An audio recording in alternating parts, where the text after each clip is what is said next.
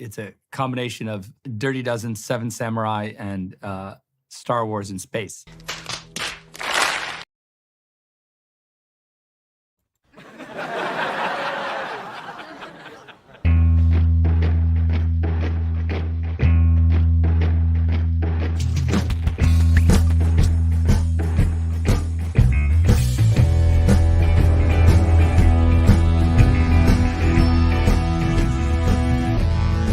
Good morning, everybody, and welcome to Midnight's Edge in the morning. How's everybody doing out there? It's me and Culture to kick things off today. Hi. Hello. How you doing, Culture? I'm good. It's a Monday morning. I'm in great mood. Plus, you're wearing a Jaws shirt, so we're good. It's Jaws the Revenge. That's right. Because this time, it's personal. Wait, there's what it says there. I'm sure it doesn't even say it on here. That's lame. Anyway, regardless, how's everybody doing? Yeah. Hopefully you're having a great morning. It is Monday. Yeah. We got a little box office news. We got some more leaks supposedly coming from James O'Keefe. Oh boy.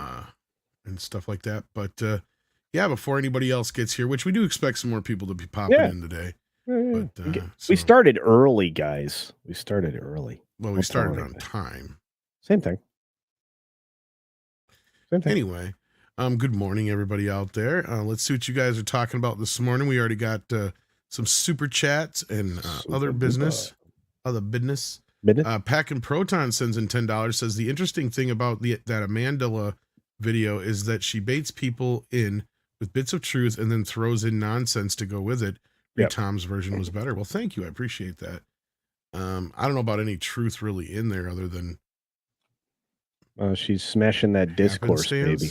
Yeah, she's smashing that discourse, dude. So bored with your discourse. Yeah, I don't know. Bored with it, then shut up. She started it. Ruby Hoove is in the house and gifted a membership. Thank you so much, Ruby Hoove. Ruby Hoove. And then we got Tennille in the house. How you doing? Says, ahoy, guys. Won't be able to watch live today since my sleep is off. Well, sorry to hear that. So I'll catch the replay. No problem. Here's money for services rendered. The Bat Tom protects. Well, he does. He does try. He tries. And thank you for that. And yesterday was actually the 35th anniversary of the release of Batman. Batman. And Batman. You're Batman. We're all Batman. I'm Batman. You can be a Batman too. We have Samuel Main here who sends in a $4 super sticker. That's very, very generous of you. It's a cup of coffee. I think that's for me and Culture. We both probably need it this morning. Yeah. Well, I'm on like cup 4 now. Damn. Yeah. And then you're gonna have to pee in a minute. We got Duck Nation who's been here for 35 months. That's almost 3 years. Thank you for that, Duck Nation. And Samuel Main also gifted a membership. Thank you for that. Wow. And then catching us up this morning, we've got Truth, Hope, Love, who sends in a $1.99 and said, could the numbers be fudged about it Inside Out 2? Well, that's a good question. And actually, that's a good place to get us started on this Monday morning, because as every Monday morning, we kick things off with a little box office news. We do. And I don't think they're fudging the numbers so much as we just got big numbers. And look, what this shows us, I think, correct me if I'm wrong, Tom, but what this shows us is that if you make a movie that doesn't have a bunch of junk in it, people are going to go see it. And if you're Disney and you make a film that's aimed at ladies, the ladies are going to go see it. Where's Bad Boys 2? Or Bad Boys 4? What the hell am I talking about? It falled. Where? No way, it's not on there yet. That's what I'm saying. There's something wrong there. Huh. Because it should be second place with 18 million. Where is it? Yeah, I don't think they got it on there. How weird is that? Because I heard it did about 18 million for the, what is it, fourth weekend now that it's been out? Third weekend? Yeah, I think it's the third or fourth. Yeah. That's weird. Where is it? I don't see it. Yes, because to go off your point, we have 2 very prolific films in theaters right now. One, of course, being Inside Out 2, which did a maze of bucks this weekend. Yeah. I mean, look, its total gross in the U.S. is $355 million. Making it the highest grossing film of the year so far. Yeah, and it also has this neat thing. What the heck just happened? Let's try that again. Yeah, as Duck Nation said here, that's what I thought. 18.8 for Bad Yeah. Boys 4, which is really good. Yeah, and then look at this number here, 724 millions. Now, I went on record saying I didn't think this would make $1 billion, and sometimes I'm wrong. This time, I'm wrong. I'm okay with being wrong, but this does go to show that Disney is doing it on purpose. If they leave out the garbage, you get a movie like this. If you put in the I don't garbage, remember if I predicted. Yeah. I'm Look, sure Six will let me know if I did. It's overperforming the cone of happiness. This is the Wow. cone of happiness. But and theaters it's are dead overperforming. culture. I was told theaters are dead. Well, they would be if people stopped going to them. But look, it only fell off 35% weekend over weekend. This is the kind of hold that you need. Right. That's incredible. We haven't seen a movie do this in a long time. I think Top Gun Maverick, maybe. Well, that's why I wish Bad Boys was up there, because I think it's doing pretty good with its drop off too. I don't Not too bad at all. know where it went. That's so weird, dude. I wonder if they're waiting for some final. Oh, there it is. Numbers. There it is. There Ding, it ding, finally ding. is. Yep, it repopulated. Hey, there we go. So So that it only only went down 44%. Yeah. Yeah, on week 3. So it's got a decent hold too. 18 million though, not too bad. 147 million. Not bad. That's the overall in domestic, or is that gross. total? That's total domestic. gross domestic. Yeah, total gross domestic. The total numbers here are 289 Not bad. million. Yeah, this one I think is close to earning its money back. It will, right? Oh, yeah, especially if you add in the Netflix deal or whatever. Yeah. Yeah. The Netflix deal is going to save this film from being, in the red.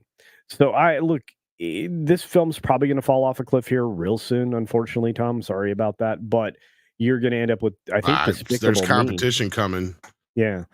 All kinds of stuff showing up. I think we got Despicable Me coming up here and a couple other things. Not to mention, Deadpool and Wolverine.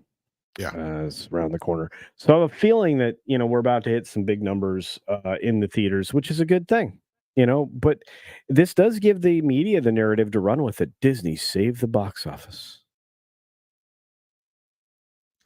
Well, I don't know if it was just Disney saving the box office, but they're going to have what you would call two of the biggest films of the year here before you know it, because we all know that Deadpool is going to open big. That's going to do well. Yeah. See, now that one I do predict will probably make $1 billion. I don't think you're as confident in it, but especially considering, I don't know. I think it could be the second $1 billion earner in the R-rated category. I've revised my opinion, but I also think it's still gonna. It likely will be around 950 when it's all said and done. I still think it could go less. It's hard to say. I need that first weekend now. I mean, the question is, was it worth irritating Rob Liefeld? Because I guess he was irritated with it. Hard to say. What? I don't know about it. About Deadpool, I guess. I don't know. Huh. It was a story a couple weeks ago, less than a couple weeks ago, in the last 2 weeks though. Talking about he was frustrated with Deadpool and the portrayal and the direction and stuff like that. So, Yep. But yeah. All right. Look, it very well could perform at that high level, where it makes over $1 billion. But who knows? I mean, Vanity Fair just did a write up on it in the last 24 hours. Doing a lot of artsy shots of Sean Levy, Hugh Jackman, and Ryan Reynolds playing ping pong on the set. There you go. And it's behind a paywall. So, of course it is. This has been, well, here's the one thing I will complain so far about Deadpool and Wolverine has been the campaign. I don't think it's been very great, considering it's been okay, but compared to Deadpool 1 and 2, no. But hopefully the movie's better than the campaign is. But we've only got 2 weeks to find out, basically. Yeah. closing in on it. Yeah. Yeah, So and we will see. I want it to do well. Deadpool's one of my favorite characters. Just because he was so different than any other character created. But what impresses me is that the bike riders came in with a decent number. I was worried it was gonna not do well. I was worried it was gonna fall flat, and it came in third place at 10 million. What's the budget on it, though? I mean, I don't Well, really know much about it. I just kind of vaguely remember yeah. I mean, trailer or I something. thought it was somewhat intriguing. Let's see if we've got a box office number for it here, a production number for it. Let's see. Summary. Boom. Doesn't give us a number. Doesn't give us a number. That's a shame. But it wouldn't have been very expensive because Focus Features doesn't make Mhm. expensive films, you know. Mm. And Austin Butler's in it, so that's going to be an easy sell for me. So I'll go see it. Currently, globally, didn't have a big opening internationally, but probably wasn't in that many theaters. 13 million. This thing will probably get its money back, but Mm. I don't know. Again, I'm assuming the budget's low on it. All right. Yeah. Well, Outside of I that, I mean, Garfield movie's hanging in there. yeah. So is Kingdom of the Planet of the Apes. Although And even that one I after heard that Disney's keeping that out until the full they're going to run it the whole VOD run. window. Yeah, that's Yeah. what I'd heard. Because tomorrow, of course, Furiosa will be on, Right. Yeah. as I was hearing a month ago. Which Yeah. that one's been a strange one. Let's talk about that for a moment here. Where's that sitting at? Okay, yeah, that fell out of the top 10. Yeah, No it's an surprise there 11. because they pulled it from like 20,000 theaters or whatever it was. 2,000 or 3,000, whatever it was. 20,000 theaters. Wow. Yeah, I know. I was exaggerating quite a bit there. No, but over the There weekend was it so lost 500. that movie bombed so bad they opened theaters just so they could pull the movie out. That's how bad. Wow. No, I'm kidding. Now this movie, I mean, I know everybody's going like, well, you guys were just talking about this other movies that are doing great, and it's already got 167. Why are you being so hard on it? Blah blah blah blah blah blah. Because the goddamn movie cost what 200 million to make, almost It was expensive. 160. Yeah, Yeah. see, that's the problem we have here. Yeah. 168 million. Yeah, that's the problem. Yeah. And look, I mean, if it cost more to make than the worldwide box office by $1 It ain't million, made a dime. it won't. I mean, even when it hits VOD, it gets its sale to Netflix or wherever it heads next. No, it's going to Yeah. it's going to HBO Max. It ain't going nowhere. Oh, that's right. Yeah. So it won't mean anything. So No, that's another reason why this movie is pretty. It's done. That you can pretty much put a fork in any future Mad Max movies until somebody else here's probably the picks it up down the years a down the line. yeah, the disappointment for me is The Watchers, how quickly it fell off. It's only sitting at 17 Is that the million. M. Night Shyamalan one, or is that a different Yeah, one? yeah, with the famous actress, blonde chick. Yeah, that could mean that the movie sucked. Maybe. Um, Well, that's the thing with M. Night. You can't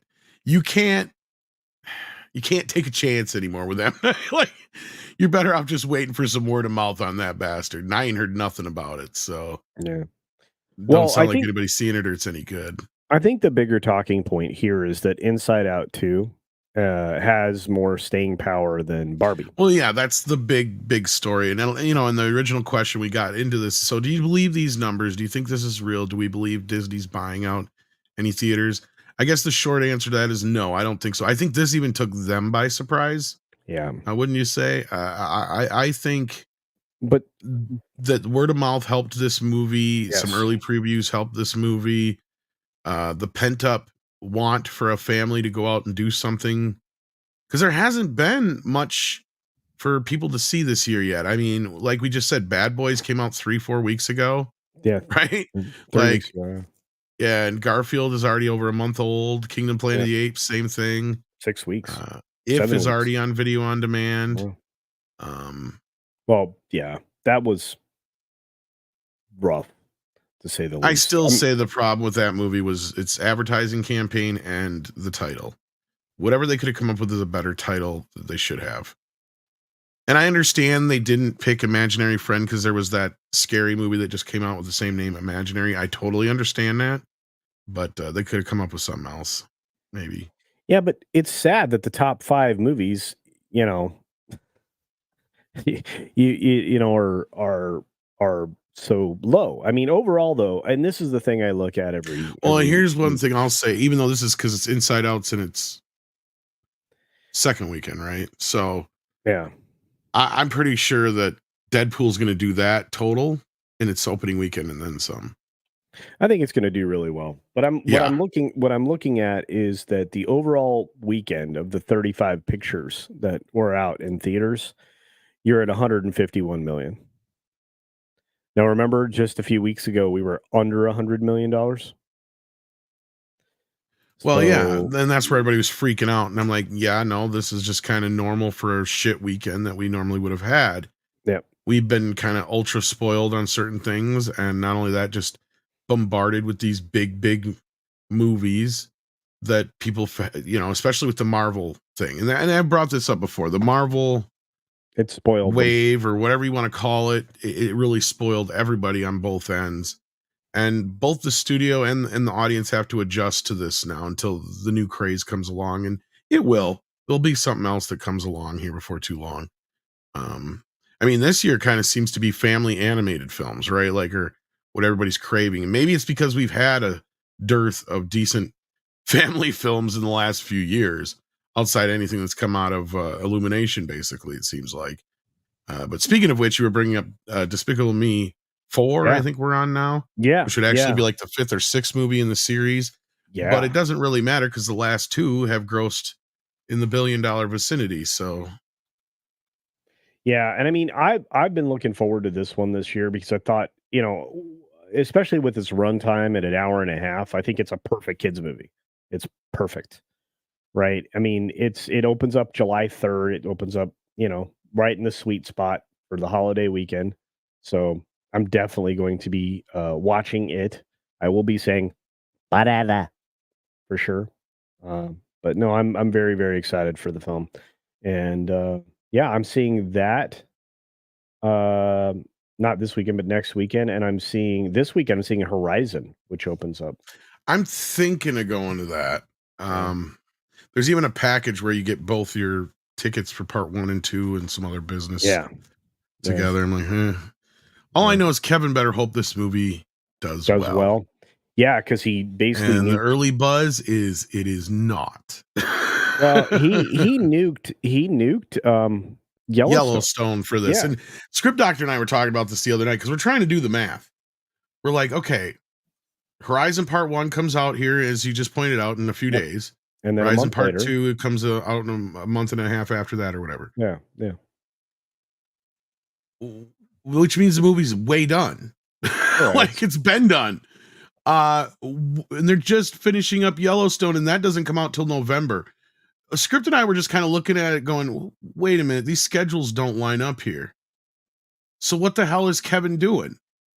What I don't know. I really wish I knew. To me, it only seems to make sense to Kevin Costner at this point. I think he walked away for other reasons than just this damn movie. But he better hope this movie plays, because if it don't, that's his ass. I mean, because you and I think we're kind of in agreement on this, that Yellowstone was what brought him back. Like, Yep. let's be real, kids. Since Postman, this guy hasn't had a big career. He directed Open Range, which did okay for him financially and critically, and not great financially, but did okay. Let me stress okay, and a big okay. Other than that, I mean, the guy's been playing shit like Pa Kent for the last 10 years, 20 years, right? He hasn't had any major roles. Yellowstone brought him back into the spotlight again. And sure, he parlayed that into this Horizon film, but instead of working around Yellowstone, he just fucked off and screwed this whole thing up. Also, at the same time, screwing up his marriage, it sounds like.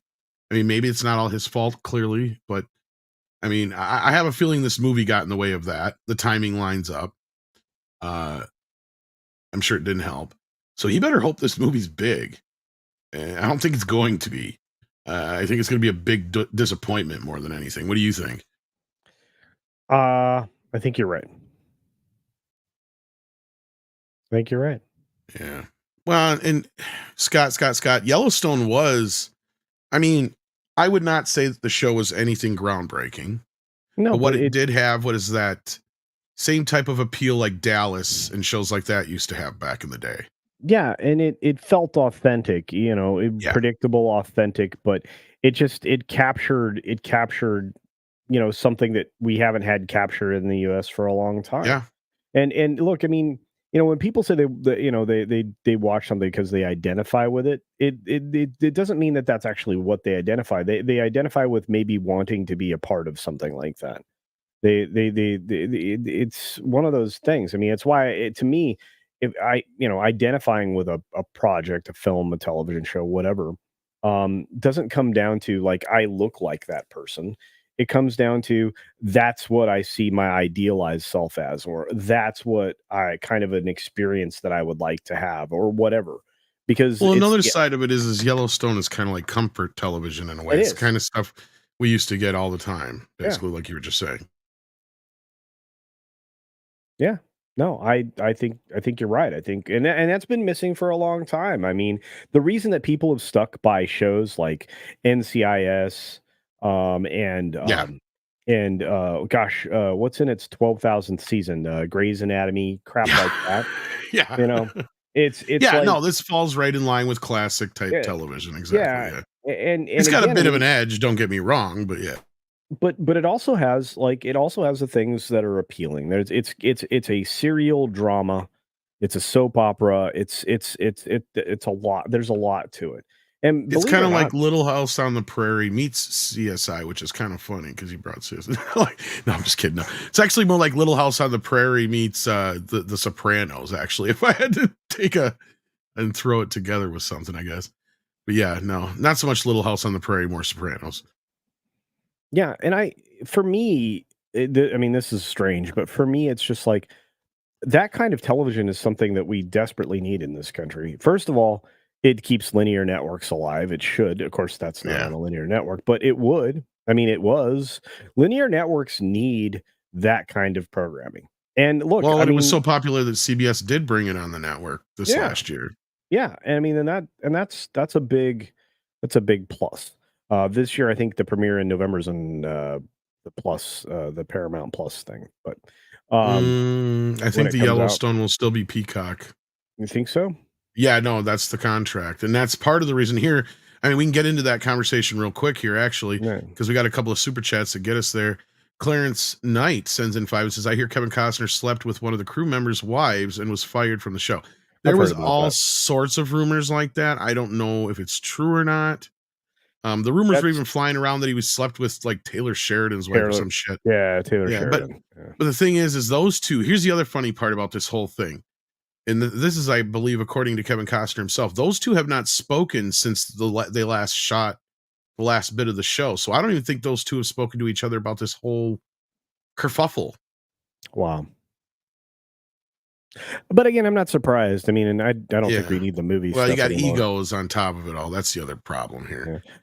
Yeah, I mean, and Costner saying that he's deeply hurt by the rumors. I mean, again, this is all like back and forth through the press. But if these guys have never actually talked to each other, who's getting this information about all this other stuff? You got to I ask. think it's lawyers talking to lawyers, to be honest with you. And then you got Connor Dory in here who says Kevin Costner has said that he is not returning for Yellowstone. Yeah, actually posted his video the other day where he officially come out and said he's not coming back. But we all kind of knew that for a while. But on that note, yeah, so he's not coming back. That was kind of the other thing I was going to bring up. And he had hinted that there probably will be some lawsuits. I think there'll be lawsuits going both ways. And the sad part for Kevin is, and this is where I was talking about the whole deal with the schedules don't line up. That's not going to be good for him if it looks like he could have worked all this into his schedule and he didn't. Because then it just, Wow. you know what I mean? Like it just kind of. But I mean, Costner just went through a ridiculous divorce cycle, right? Very true, very true. And I mean, I'm not going to sit here and deny that either. I'm not even trying to say he's the one to blame in this situation, but it's going to look worse for him if they end up going to court over this whole thing. If he could have filmed it and he just decided not to, because that's what it seems like is for the most part, everybody was willing to work with him. He was the one that was holding out. But that's also where I said this months and months and months and months ago, if not almost a year ago now, that Kevin, on the other hand, I mean, he just kind of up and walked away to do this project and used it as, his excuse to get away from the show, it seems, more so than anything. Whether it was the divorce going on at the same time. Probably because of the timing. I think you're right. And man, But he'll probably sue over how they get rid of his character. And they'll probably countersue. Exactly. He broke his contract. I mean, that's just ultimately that's where this thing's going to go back and forth in court for probably the next 2-3 years. And nothing will come of it except the lawyers will make money. And Paramount didn't really fight for him. And this is the other point I was going to make, because here's the thing. And this is going back to, I'm pretty sure that Peacock gets the rest of season 5 when it premieres, because that's the way it always works, because that's the deal they have. But Paramount would just as much let Yellowstone proper go so they can reboot it over on Paramount Plus as 2024 or 2025 or whatever they're going to call it when it comes out, because that's the new rumor. Because I've been saying this for a while. Because once they get rid of Kevin Costner, then they can rebrand the show and get out of the Peacock contract. Because that was one of the biggest points of contention for the last couple of years between a lot of people in the upper echelon, is that they went and made that fucking Peacock deal instead of keeping Yellowstone for CBS All Access, and then in turn Paramount Plus when it changed names. See, that really pissed them off, because that could have been the show to put them on the map.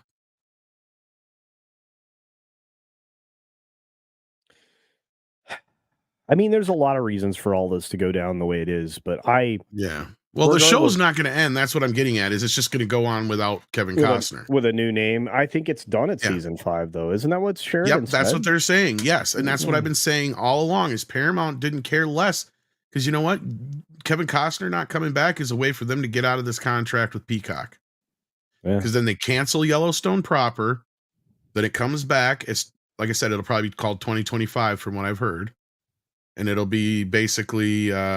The lead will probably be what's her face, and then I believe they're going to be bringing in Matthew McConaughey as a new male lead, and I'm sure he'll have some connections with the beef company or something like that. Because for those, it's all about farming and beefing and all that kind of shit. So anyway, cattle ranching, but yeah, cattle ranching and all that stuff. You know what I mean? God damn it. That's fine. Where's the rest of our people this morning? I'm kind of getting irritated. Yeah, it's fine. We're good. It's all good. What I love is that you still have all the spin-offs, right? You still have Tulsa King. You still have all these great other shows. And beefing? That's where you kill a cow and you get the beef. They beefing. They're beefing with a bullet. Anyway. Let's see what you guys are talking about. Tippin Barnes says, go ahead. You're a terrible hick. That's all I have to say. I am a terrible hick. Tippin Barnes says in 499 says, I'm okay with Disney getting a win for once. Positive reinforcement can be good and corrective. Yeah. I know. Pie in the sky thinking. Yeah, Tipping Barn, I'd like to think Disney's going to learn some lessons from this. I don't think Disney's going to learn lessons.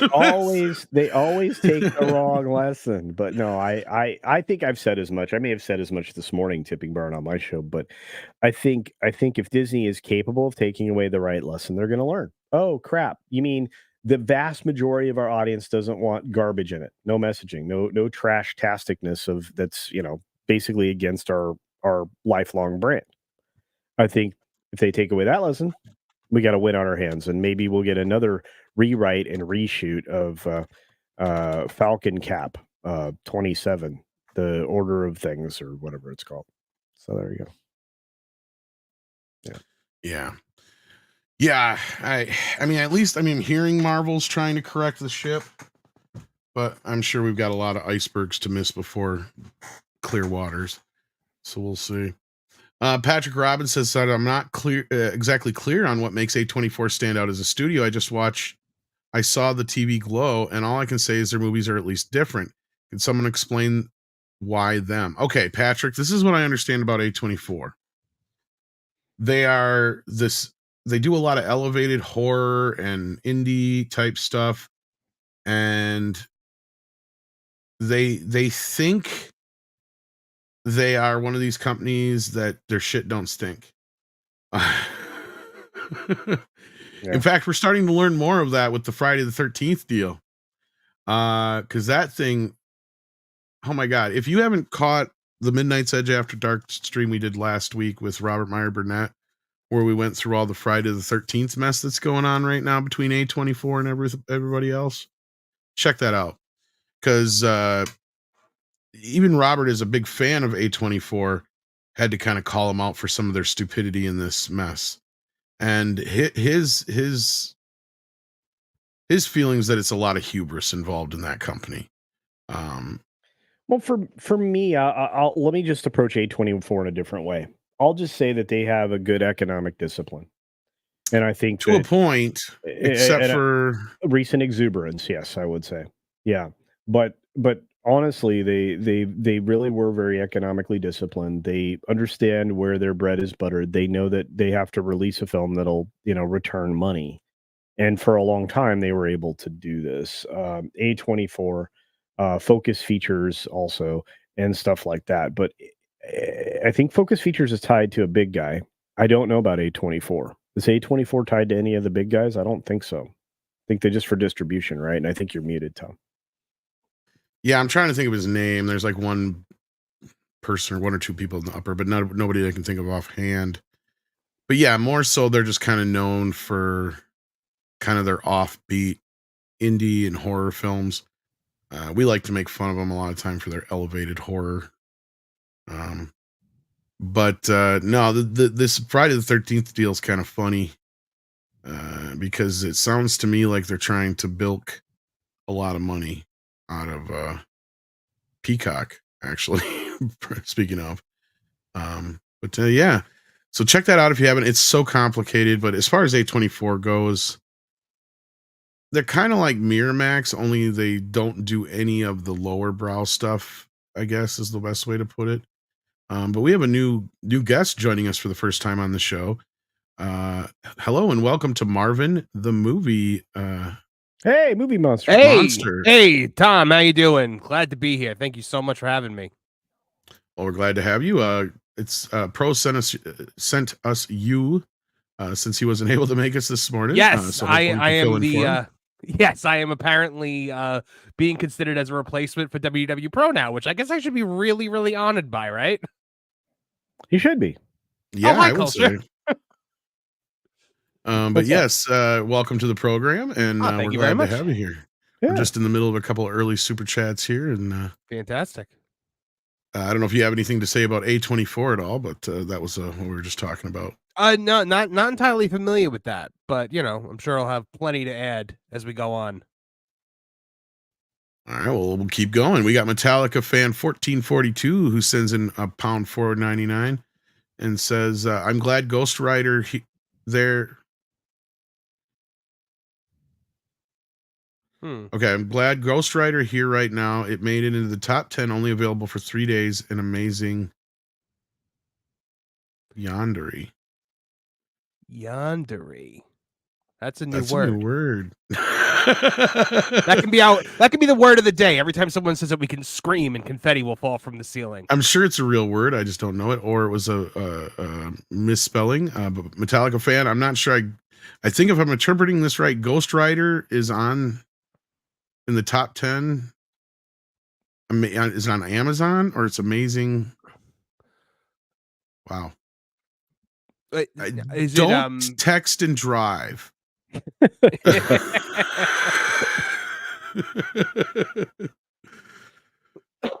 Is it Ghost Rider like the Nicolas Cage movie where he pees fire? That's what I was thinking. Yeah. Oh. Is there a new book out that I didn't know about? Or is there a ghost concert movie? Is that? But he says Ghost Rider. So yeah. Is there? Did a new book drop, guys? Well, I believe they said that Ryan Gosling is going to be playing him. Is the rumor going around right now in the movies? I know they were casting him for like the Midnight Suns. They definitely dropped the ball there by not going Norman Reedus, but I mean, I'm all for more Ghost Rider. I mean, it just further proves that Agents of S.H.I.E.L.D. wasn't canon because didn't they have Ghost Rider on that show? Is it a band? Ghost right here, right now? Is that what he's saying? Is that like a ghost, like the band Ghost? So I think some people, it's a film. Ghost right here, right now.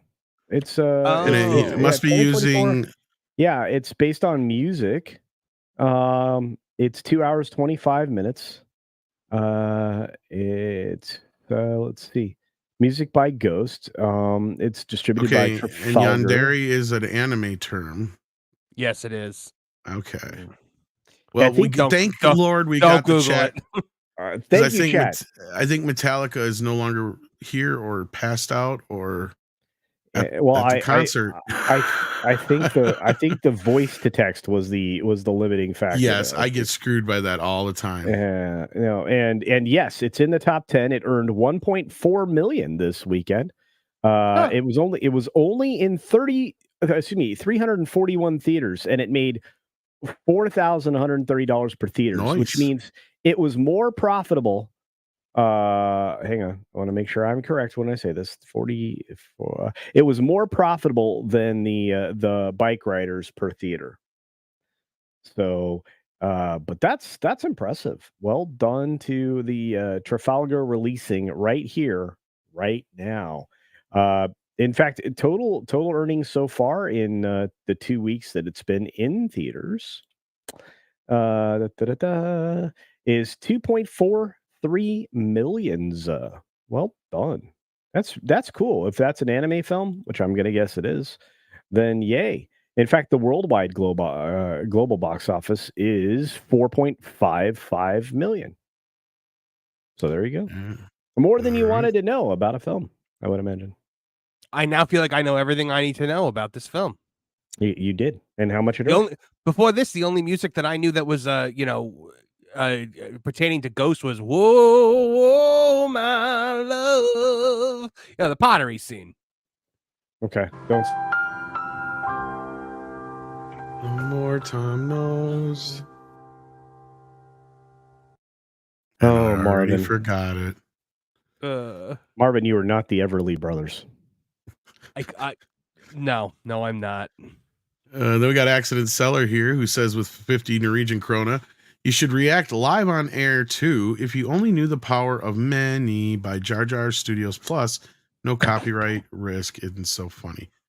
Let me see if I can find this real quick. The powder of one, the powder of two.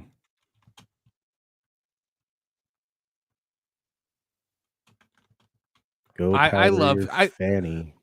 Sorry, it's Marvin. it amazes me that something as uncreative as The Acolyte has inspired so much creativity in so many actual creative people.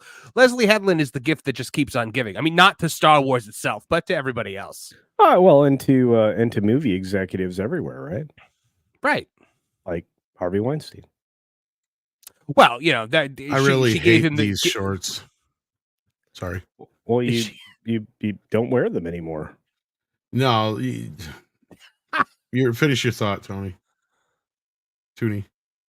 Oh, yeah, no, it was I don't even remember what my thought was. No, it's just her biggest contribution to Harvey Weinstein wasn't creativity; it was a blind eye.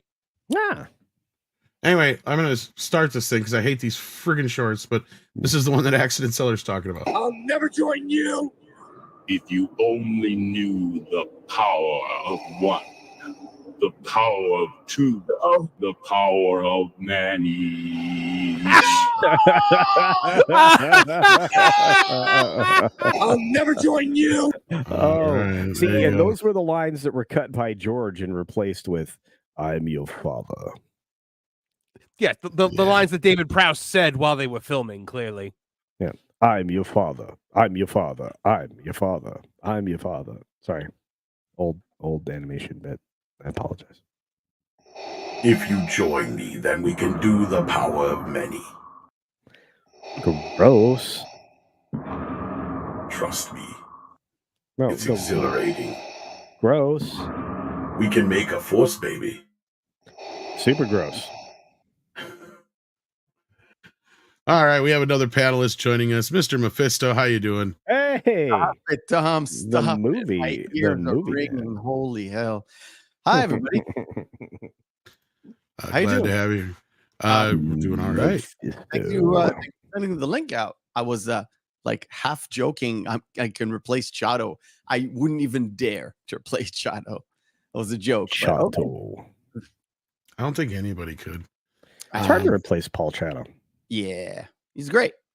We got Bingle Bangle Bungle. I'm so happy in the jungle, who's been a member for a year. Thank you for that. It says Disney will just use the money they made from Inside Out 2 to finance even more slop. Probably. They're going to learn the wrong lesson from this. It's, you know, the lesson that they should learn is they put together a family-friendly film that it had a broad appeal, and it made now what, like 700-something million at the box office globally. And what they're going to take from this is we need to just do more sequels and remakes. It's all you're already getting, and now it's going to be all you get for the foreseeable future. Well, that's a good point, because like one of the last shareholder deals, that was one thing Bob kept bragging about, is we got all these sequels coming out to our Pixar movies, remember? So he's definitely going to be riding this wave. That's for sure. But I mean, what's funny is this movie's playing like their classic films used to, right? Like, yeah. Well, whenever Disney does any kind of sequel, I get annoyed because it flies in the face of Walt Disney's actual philosophy. Somebody asked him when the Three Little Pigs came out, they were like, "Oh, are you going to do a second one with the Three Little Pigs?" He said, "No, you don't follow pigs with pigs." And his mentality was, we never go back. We never do sequels. We are constantly going to the next new thing, and that has just been completely forgotten and is no longer any. The Babylon Bee had a great. Well, I heard it was going to be the instead of 3 little pigs, it was going to be 4 little pigs, because they used the power of one, the power of two, the power of many to make another pig. Right. Gosh. It was going to be a gay female pig. Oh. I have a little anecdote about Inside Out too, because the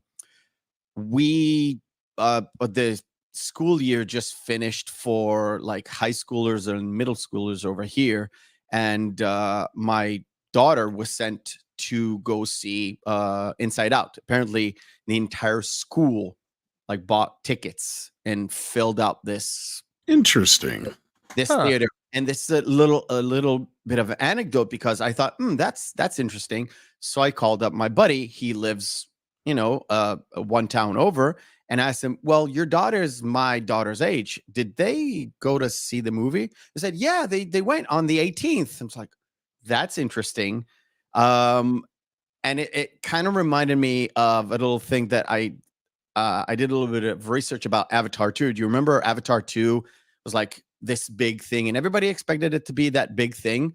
But all I've heard from people who have like high-end jobs, or like high-tech jobs, or that sort of thing, IT jobs, I kept hearing from friends of mine who are like, yeah, my company just bought this entire theater and all of us are going to go. My wife's company, it's a big company.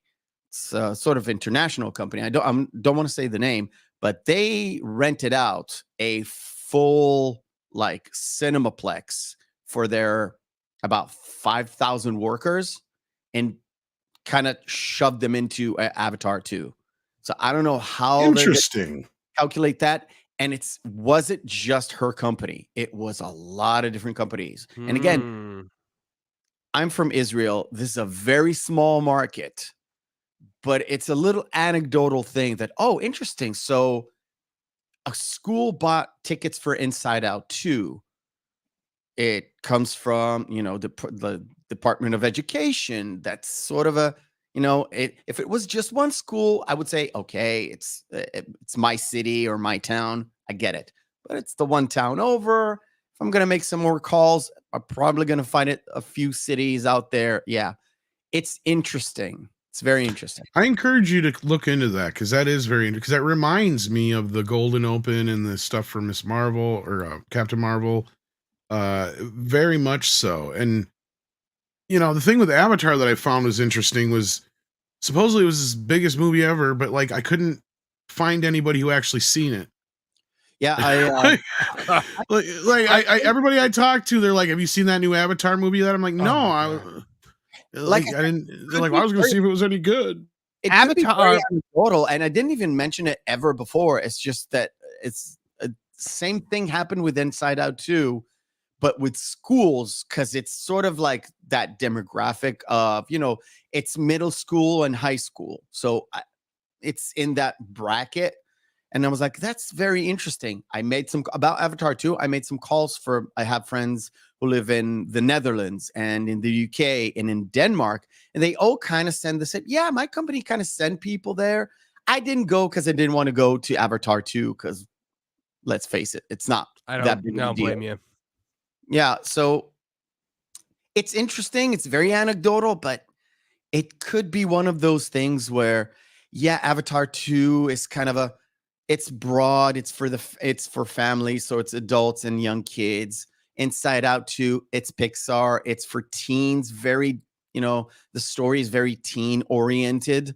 By the way, my daughter surprised me. She said she didn't like it at all. It was boring. Oh, Wow, you're actually the first person that I heard say that. It's like I asked her, "Did you enjoy it?" Because it's probably right up your alley. She said, "No, it's boring." Really interesting. I think Avatar, like Tom, what you were just saying about Avatar, I think is really interesting because it fascinates me, this series, because it comes out and it'll make $2 billion. It'll be like the biggest thing going in the world. And then once it's out of theaters, it's just gone. It disappears from the zeitgeist entirely. Nobody talks about it. Nobody even knows the names of these characters. And these movies make $2 billion. When no one's like, oh, that classic Avatar villain, that guy, or the big blue lady. Like, nobody knows who these people are. And it doesn't have this like big, huge fan base. So I'm always like, where are all these people coming from? Yeah, I can't even remember what Sam Worthington's character's name, and that one Chicky Poo says it like 500 times in the first movie. It was well, and the other thing is with these movies, they are definitely spectacles when you see them on like an IMAX screen or a Dolby screen. But once they're like on Disney Plus and you're watching it on TV at home, there's no spectacle left in that because it's not this massive screen. It's not the surround sound. It's not the huge 3D. So once it's out of theaters, that's kind of it. It kind of just goes away. Yeah, Jake Sully. Yeah. I thought that was the guy. And the only reason you remember it is because they literally she says it like 500,000 times in the movie. Mm-hmm. Yeah, but if you look at like the top earners of all time and you include like Gone with the Wind and Jaws and all of those movies, I don't think Jaws is in the top 10, but we'll put it there. It was at one point. His ticket sales, it sure is. Yeah, but if you look at the all-time list, you can like Gone with the Wind, yeah, massive like impact. Titanic, whether you like it or not, it's a massive impact. Even if you don't like the new sequel, the Star Wars sequel, it still has that Star Wars, name to it, the name brand, so people just flock, and it had an impact, regardless if you like it or not. It had an impact. Avatar 2 had none of that. Avatar 1 had none of that. You can even say Avatar 1 had a little bit, but if 2 wouldn't have been made, the original Avatar had almost zero impact except for the USB horse connection. That's it. Well, and that's one thing I said when the movie came out, because I couldn't get it. I couldn't understand how it was doing so well yet. I had not known anybody outside of YouTube who had seen the damn thing. Is it just, and that makes no sense. I had heard in the first one that most of the money came from overseas. Like people in other countries were like flocking to see this movie. Well, the box office times. is what, like 2/3 international for the first one culture, and I think it was even more so for the second one. And that's the thing. I mean, we're not accusing Disney of doing shenanigans, but if you're going to pull shenanigans, it's probably a lot easier to do it with overseas bucks than it is with domestic bucks. What I said about Avatar 2 and even Inside Out 2, it's not that they're doing some sort of nefarious thing, but I think they're just to boost their numbers. They're just cutting deals with like institutional places or big corporations. I'm telling you, my wife is working for a major corporation, right? No, I believe it, and I see the impact it has, right? And I'm not saying it is kind of nefarious, but it's like within that legal boundary of, because it's like you said, the company's buying the tickets. The company didn't have to buy the tickets, and because the company bought the tickets, you have a huge influx of in these areas of people going to see these movies. And I think the same thing happened to a lot of their Marvel films. Yep. And what happened was, especially like a great example is Black Panther. I don't think they anticipated Black Panther being as big as it was, and that's why it did as good as it did, because they had padded it out with all these other things.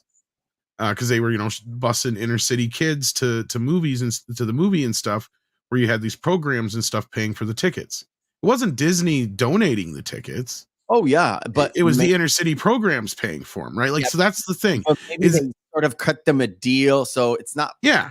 So they don't get the full price on the Disney side, but the theaters do get a little bit off the top, and plus they get an influx of kids, adults. It doesn't even matter, just to pump up the concession stands and all that stuff. So it's a win-win-win-win for everybody. Plus, if it's a big corporation, it's a full-on write-off. It's a full-on write-off. It's for employee, satisfaction. The whole drill about making sure your employees are happy. There's always a fund, like the company picnic, company picnic, the company, a retreat, all that good stuff. Like, it's bonding, really. Do it like all over the place, like all over the Western world. They do that, and it's a big write-off for them, and they could use this to offset whatever they need for tax purposes. And out of curiosity, and it's a win. It's a win because sort of the company employees are like, yeah, I want to work for this company. They're taking me out to do this and that. I'm curious, Culture. Could you pull up the box office numbers comparing Inside Out 1 to Inside Out 2? Because I don't even remember Inside Out 1 being that big of a. I mean, it did well from my recollection, but I don't remember it being like Toy Story level. Because these numbers are almost, and this is where I'm getting from, like, with the whole Black Panther thing. Like, I think they overestimated or underestimated, I should say, that film's possible appeal. Yeah, I think your instincts are right, though. Let's look at the original Inside Out. I think this is going to be over. My instinct is this is going to be overperforming compared to the original. Oh, I think I suspect you're probably correct. Let's see, that came out in 2015, I think. Is that right? Yeah, I believe so. So yeah, it is way overperforming. First of all, the original Inside Out in 2015. That's what I thought. Was a box office budget of or production budget of 150 million versus 200. This film opened in 4,400 theaters. Inside Out the original film 3,950. Let's see. Theatrical engagements for Inside Out were 37,000 so far. For Inside Out 2, we have 8,800. And this sequel come out almost 10 years after the original. Then, holy crap! Well, the domestic opening weekend. So here's where we go. If somebody wants to get out the inflation calendar, domestic opening weekend for the original film was 90.4 million. Okay, so with inflation, that's probably closer to about 120. Maybe 110. Because it's not that much. We're only 10 years out, but the big boost you had was, what was it, 2016 or 17 when they jacked up the price on tickets. So yeah, it's kind of in line, but yeah, you're right. It's overperforming compared to the original, especially considering people aren't trusting Disney right now. I'm not saying this is nefarious, but it is also awfully fucking sus. That's all I'm going to say on that part. I mean, worldwide box office for Inside Out, the original Inside Out. It did well, 858 million, they said in the chat. Yeah.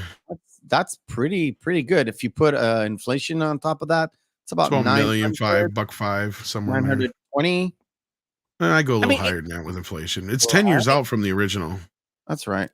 It's one of those movies that's very, very popular with kids, but when you look at the actual demographics of who went to go see this movie, you see that I think that Puck Place did a whole thing on it where it was like mostly adult women that went. There weren't a lot of kids that went. Yeah, see, that's pretty strange to me.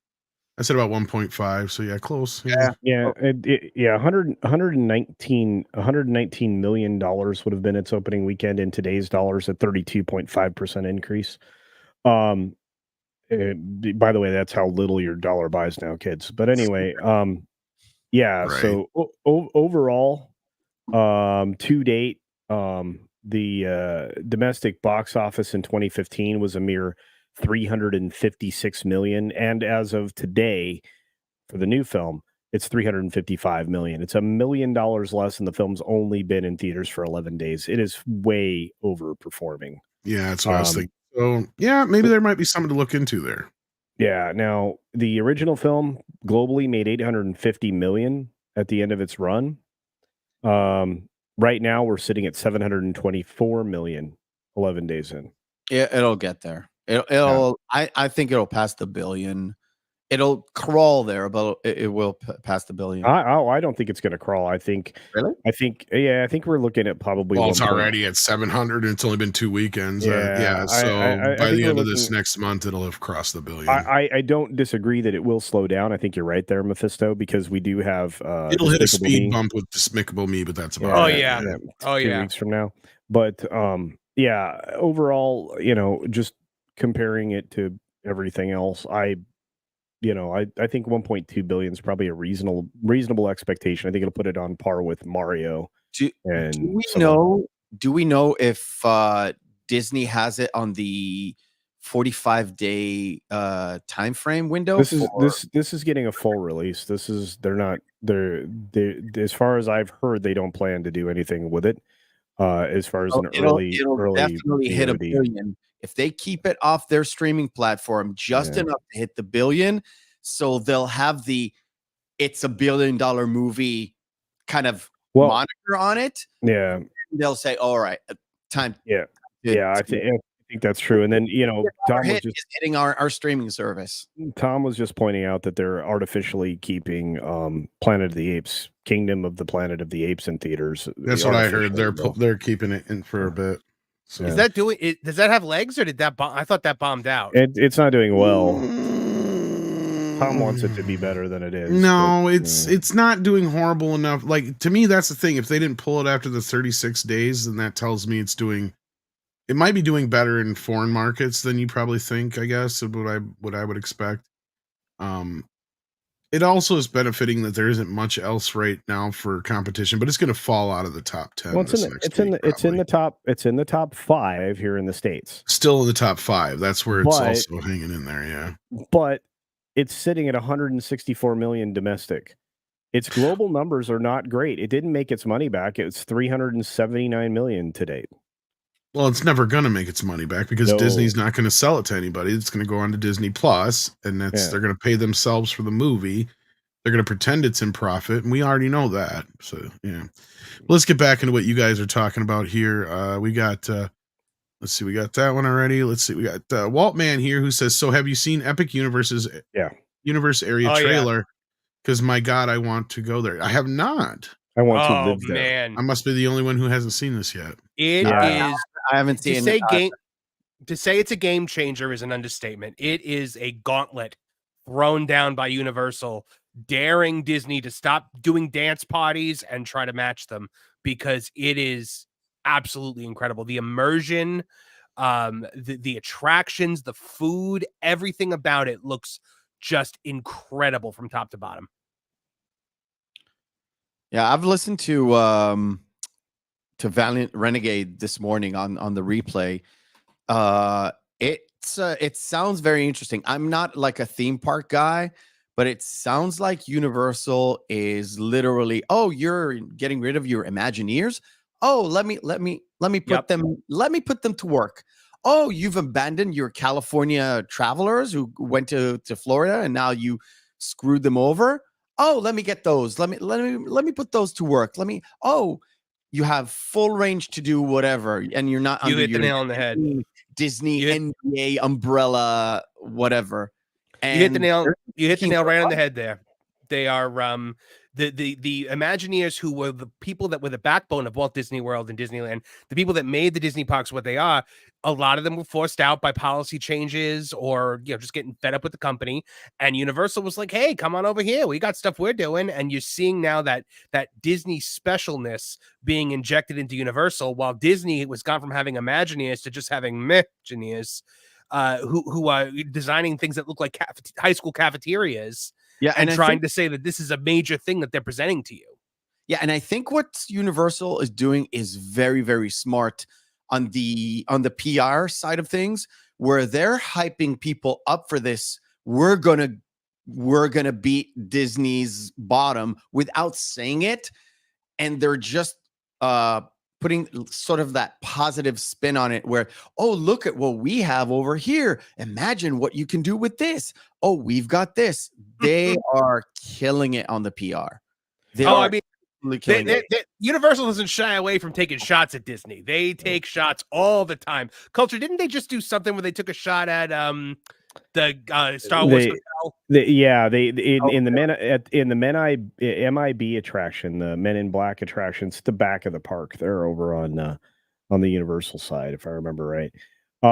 Anyway, they have a they have a what do you call it, a cork board that's behind some glass. They put up a little sticky note that just took a shot at Disney. This happens all the time. I love it. But I'm going to say that you're right, Mephisto, and you're right, Marvin. The Dark Universe. This is just one of the portals, one of the areas or lands per se of this entire Epic Universe theme park. They have a How to Train Your Dragon land that they did a revelation for last month. Yeah, and they've got the Dark Universe, which is amazing. Look, we were watching one of the animations from one of the animatronics.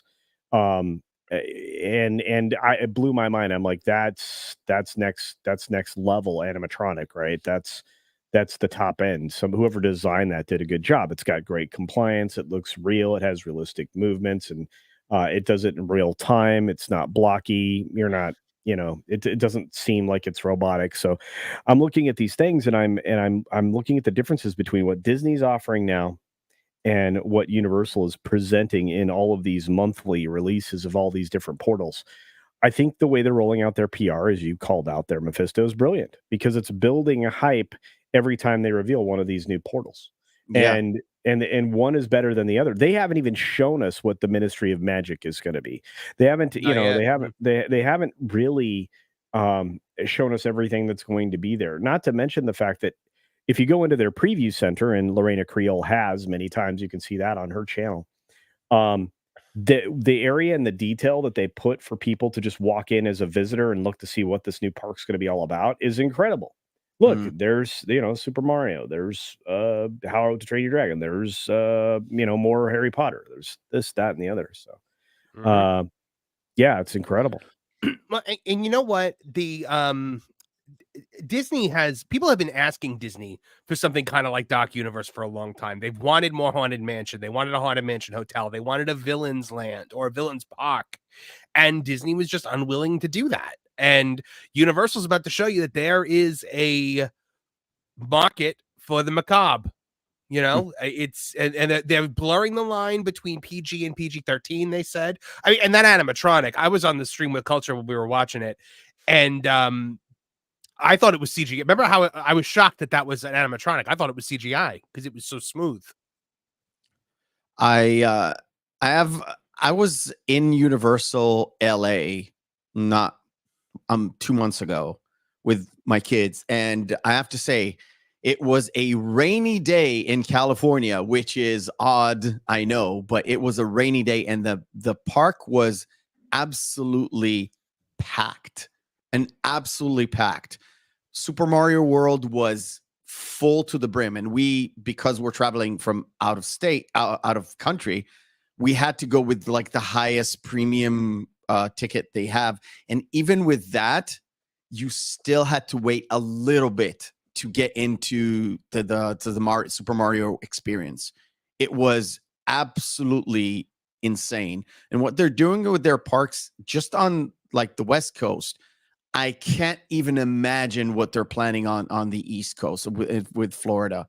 And if they do it right, and again, I bring it back to something that Valiant said that was kind of stuck in my mind, is that Disney is not planning their rides to the Florida climate in terms of correct how hot and humid it is. Not necessarily just hot, but humid it is. And it seems like Universal is.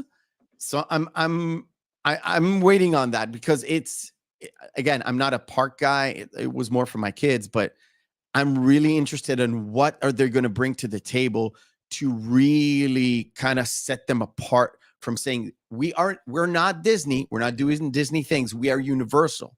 Do you remember all our IPs? Remember Harry Potter? Remember How to Ride Your Dragon? That's all stuff that they can use and put some backing into it and modify it to be a Florida centric theme park rather than just an imported West Coast one. Again, I've never been to Disney Orlando, so I don't know. Well, I so just now go by Valiant. The problem that you're having is, they just created this Tiana's Bayou adventure, and the things they want to do in this ride cannot physically be done in this building because of the humidity, the moisture. It's all getting into the actuators, and it's causing the ride to go down constantly. Then you've got they created this outdoor area at Epcot, but there's no shade. There's absolutely no cover whatsoever, and you're in the oppressive Florida sun, and it's about to be July. Nobody's going to want to go there. They are. It's strange to me that they're planning things that have nothing to do with or that have no thought in mind about where they are doing them. It's like they're planning everything for California and then being shocked when it doesn't work in Orlando. And it's strange because you think California has just as much sun as Florida, right? It is a sun. Both of them are pretty sunny country. It's a states. I have no idea. Maybe it's just with all the stuff today that people think about, like ergonomics and how things kind of fit in your hand or how you sit properly and all that stuff. But you don't think about, it's an area where people can sit down and, have their meal. But I'm not putting in any shade in a state where 80% under sun. And Florida tends to have like a weather that you're going to have sun and then a little bit of rain because whatever, and then sun later at that same day. So shade can act as a cover for rain as well. I don't understand why they don't have that. Yeah. Well, let's keep moving along. We've got some more super chats to get through here, and we've got some other news. We got Cal Lyle who says the Nosferatu trailer dropped. Yes, it did. Actually, I caught that last week in a leaked version of it. Did you guys see it yet? This one. I was really waiting on this one. I kind of don't want to watch the trailer because I'm already hyped to see the movie. Culture? I haven't seen it yet, but I don't like the release window, but I guess that's a problem that is just a me thing. So. Arvin, have you seen it yet? No, I've not seen the trailer. I'm curious because I do love classic vampire stuff. So let me see what company is putting it out again. I'm trying to remember. I want it to be black and white. The movie. I feel like it would look weird if it's not. Like it's very bleak looking though. I've never imagined Nosferatu in color. Oh, that's Universal. They're kind of dicky about shit. Oh, don't play it. They'll knock you off. Yeah, Andre can edit it out later if not. Let's throw it up real quick, just kind of briefly. Come to me. Come to me. Hear my call.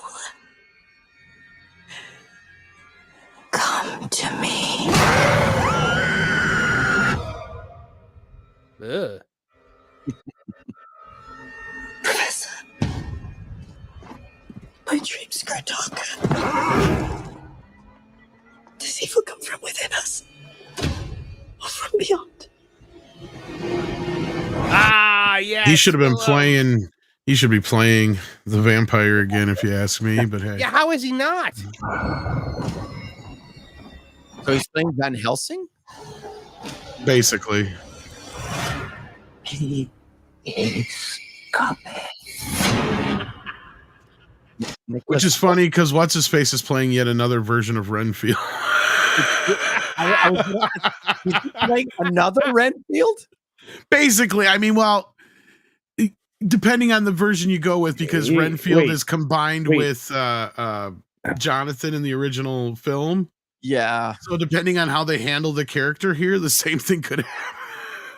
So he might be playing the Wait, the was that Keanu Reeves character from Dracula. That's what I'm thinking. So was that Bandersnatch Cumberdouche? no, that was or did I see him in there? No, that was Renfield right there.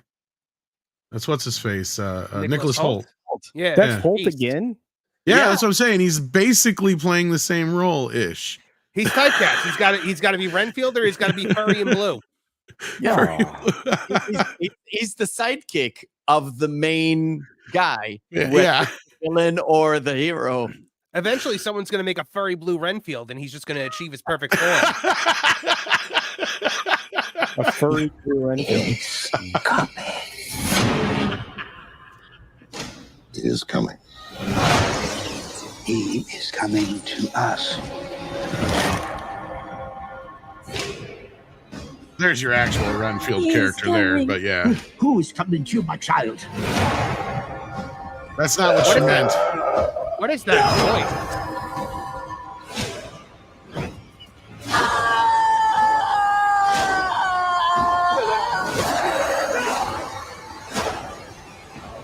Nice black and white. Ish. Yeah. We are here encountering the vampire.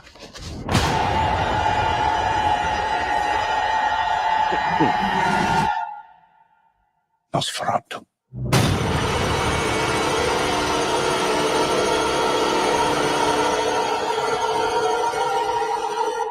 Right. Interesting. They didn't actually show us Nosferatu. Nope. No. But So that's kind of. I don't like trailers to reveal everything. yeah. No, I think that's a pretty good trailer, actually. I would say. Yeah, the only thing I think that the problem is that this thing is releasing at Christmas. Terrible release window. Oh, Is for it the Christmas though? release for this? Yeah, Yeah. 25. Ooh. I mean, the original the Bram Stoker Dracula came out. I want to say, was it November, late summer or November? I was going to say closer to Christmas too. Yeah, It's a bad Yeah. window. you could be right. I don't know what else comes out this Christmas. I don't know. I don't care. There's very little good. November 13th. I remembered correctly. Okay, wow. All right, yeah, that's what I was going to say. I knew it was later in the year. It's still look 2 weeks earlier would have made more money. Sorry. I don't disagree with you. This is Yeah. one thing I agree with you. Like this need to like release horror movies like 2 weeks, 3 weeks after friggin' Halloween. It's like, are you dumb? Like what are you doing? Like nobody wants to see a horror movie on Thanksgiving unless it's Thanksgiving, right? Like, but ladies and gentlemen, boys and girls, we have somebody joining us here. He's not a YouTuber. Nope. He's the best YouTuber. Mexican Iron Man. Oh, hey. Hey, how's my microphone? It's Not fine. bad. All right, I'm on a remote location, bringing online my new employee in Columbia, South Carolina. Ooh. He said this yesterday, except for he left out the South Carolina part. I'm like, what are you going to Columbia for? That's a long Yeah. drive. And Well- what are you bringing back from Colombia? Exactly. That's Let my me tell thought. all you bozos this. If Mexican Iron Man Bozo. was actually going to the country of Colombia, let me tell you this. I would not, first of all, I wouldn't be coming back. If Oh, I was there going you to go. Medellin, Colombia. Number one, I'm not coming back. There Number you go. two, none of your live streams and none of you people would ever be able to get a hold of me because I'd disconnect my phone. And then number three, if you guys had to come find me in Colombia, you would have to hunt underneath a stack of naked chicks because that's where Mexican Iron Man would be hiding. Hey, more power to you, Mike. You know, They'd less likely be married there too, probably. yeah. Oh, True. you know what? Really? 5 seconds into the show. Wasn't not- me. Plus, if I didn't know better, I would have said you'd be Nick Ricato's mule or something. Oh, oh. Oh, and Oh, sorry. Oh, my. You just broke your microphone, Mike. We can't hear you. Yeah, we don't know what? what you're saying. How about now? No? No, Yeah, it's no, better. no, Yeah, you're you were better. just Yeah. going click Yeah, there you for a second. were. You were peeking. So yeah, Sorry. we were. Say Now something you're wrong. muted. No, you're Now fine. Now he's muted. He was muted. We got Batman here. How you doing, Batman? Who says with $5, how can Paramount afford to fight this lawsuit? Already fighting Warner Brothers Discovery over South Park specials. Now planning to get into Universal of Yellowstone. Which lawsuit are you talking about? Are you talking about the whole thing with Costner? Kevin Costner? Well, there hasn't been a lawsuit yet. No.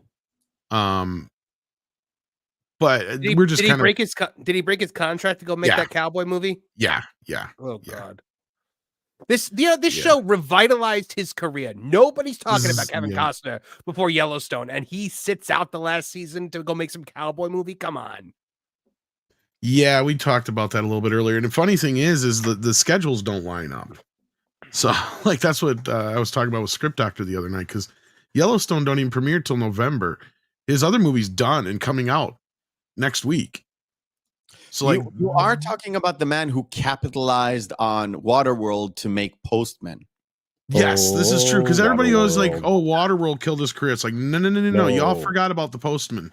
Yep. That is what killed his career, because that Yeah, movie that- cost what was it, like 100 and It was dumb. Back then it was dumb money. this It was was like- 1990, what, right. 6, 7, 8, somewhere in there. Dude, He spent Something like that. Yeah. Dude went back to back on dumb movie money. I mean, that's what happened. He went to Westworld. well, Waterworld. The thing with Waterworld, Waterworld used all the steel in Hawaii, and then the some. thing was, it cost too much. It made money in the box office. It just cost too damn much. Postman didn't even make any money. No, it didn't. Right? Like But they were Postman both- was a complete flop. Yeah. But they were both dumb money films. I mean, that's it is what it is. But well, Waterworld, I- it was I- a dumb idea because they didn't factor in how much money it was going to cost. Because even the writer said, "I wrote this as Mad Max on the water, thinking it was going to be cheap." nope. Exactly. Wasn't it? It was the yeah. Do you think maybe the producers of this cowboy movie got him to abandon Yellowstone by just sneaking up behind him and going, "If you film it, they will come." Well, actually, this is a passion project of his, I guess, for a while. Horizon. still- Yeah. Yeah. He's still Yeah. falling for it all these years later. Yeah, two parts. But let me introduce the idea that Universal is about to do something crazy through their DreamWorks studio. They're going to make a donkey movie. No, are they really? Wreck offshoot Yes. donkey movie. Yes. Oh, With Eddie there's Murphy. no way that's. Here's Puss the in story Boots about works. how I was born. Rumor has it. You could actually Puss in- do something with that. The donkey on the edge. Well, I don't know. the fact that you get a resurgence in Eddie Murphy. Eddie Well, you Murphy's just tell career, the story leading up to where he meets Shrek. right. I'm so tired of prequels, man. I'm just Yeah, joking. but I mean, don't like, want that. if his story up to meeting Shrek was at all interesting, then nothing that happens with Shrek is I don't know. That's true. I- That's true. The idea of Donkey is a great side character. Probably, you know what? I would say probably one of the best animated sidekicks of all time. You know I don't what? need to buy a movie of him. I changed my mind, and here's your pitch. Here's how you do Okay. it. It's Donkey's story. It's the entire Shrek story, but it's from Donkey's point of view, where he's the hero in the story. Okay. Basically, Donkey's telling his kids the story of Shrek, but of course he keeps putting himself, inserting him in that he's the grandiose hero, and he keeps painting Shrek as more like he was acting. So you just kind of, it's like we know as the audience he's full of shit. That would be fun. That would be You fun. know what as I long mean? as long And as we then get I a came scene, in and I saved Shrek. as long as we get a scene of the wedding night with him and the dragon, where they're sitting there and he's like, "So how are we gonna do this? I hadn't thought this I one didn't, through." I'm I not didn't sure, bring no protection. but okay. I didn't mean that. I mean, I'm talking about the fire. I mean, didn't both Puss in Boots movies made money? I think the second They did very well. Oh, Yes. Yeah. Right? Well, the second one's awesome. Apparently, I've heard the second one is. I- Donkey show. They're gonna get Kinky Kelly and the sexy stud from Clerks 2 to come in. No, don't do this. I'm Kinky Kelly. Don't You even guys- don't even call it the Donkey Show. You guys hear me? Yes. Yes, now we can hear you. Andre would say, "This is the wrong show for that joke." It is Yes. not. He's right. But as far as the Warner Brothers fight over South Park, yeah, this is going to get interesting with that because that's something that's still out there, and I don't think Paramount's going to be able to weasel out of that lawsuit because it's going to be tough to argue that Paramount isn't breaching their contract by doing these quote unquote specials when they had an exclusive deal for streaming for South Park. And one of the specials themselves, you literally have the characters doing in the episode exactly what Warner Brothers is accusing Paramount of doing. For those who don't know, if you haven't seen the Streaming Wars specials, check them out. Like basically Matt and Trey are admitting that they knew exactly what they were doing was illegal. Or not illegal, but against contract, let's say. Because they kind of address that in there, and they even have a big court proceeding and everything about it and stuff. But the Streaming Wars, they're building these little boats, but it's basically the same thing. It's streaming, networks is what it is. When they did this, when they started airing these specials on Paramount Plus, I laughed so hard because it was the ultimate troll move. And it's so par for the course for South Park. And, anytime anybody takes the rug out from underneath Warner Brothers, I love it because they're the stupidest company that's ever lived.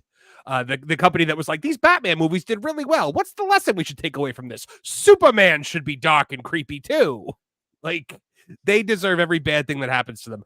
But yeah, there's no way that any court looks at this and is like, no, you didn't breach your contract. Yeah, no. Because it's not like they're releasing movies in theaters. These are little 45-minute long episodes, basically. They're not really movies. They're just anything. Long episodes of the TV show. That's it. And to say they're anything more, and then like I said, the big thing is they've got that entire 2-episode arc to kind of use as their argument, kind of saying like clearly Trey and Matt knew what they were doing was not within the bounds of the contract. Why didn't you guys? But that's their own dumb fault. And then they turned around and gave Paramount went and gave Trey and Matt $1 billion to boot on top of it all. So yeah, this lawsuit is not going to look good for them. Mike, you got anything to say about the lawsuit, or have you not been keeping up with it at all? I have not really been keeping up with it, so I've just been listening attentively. Okay.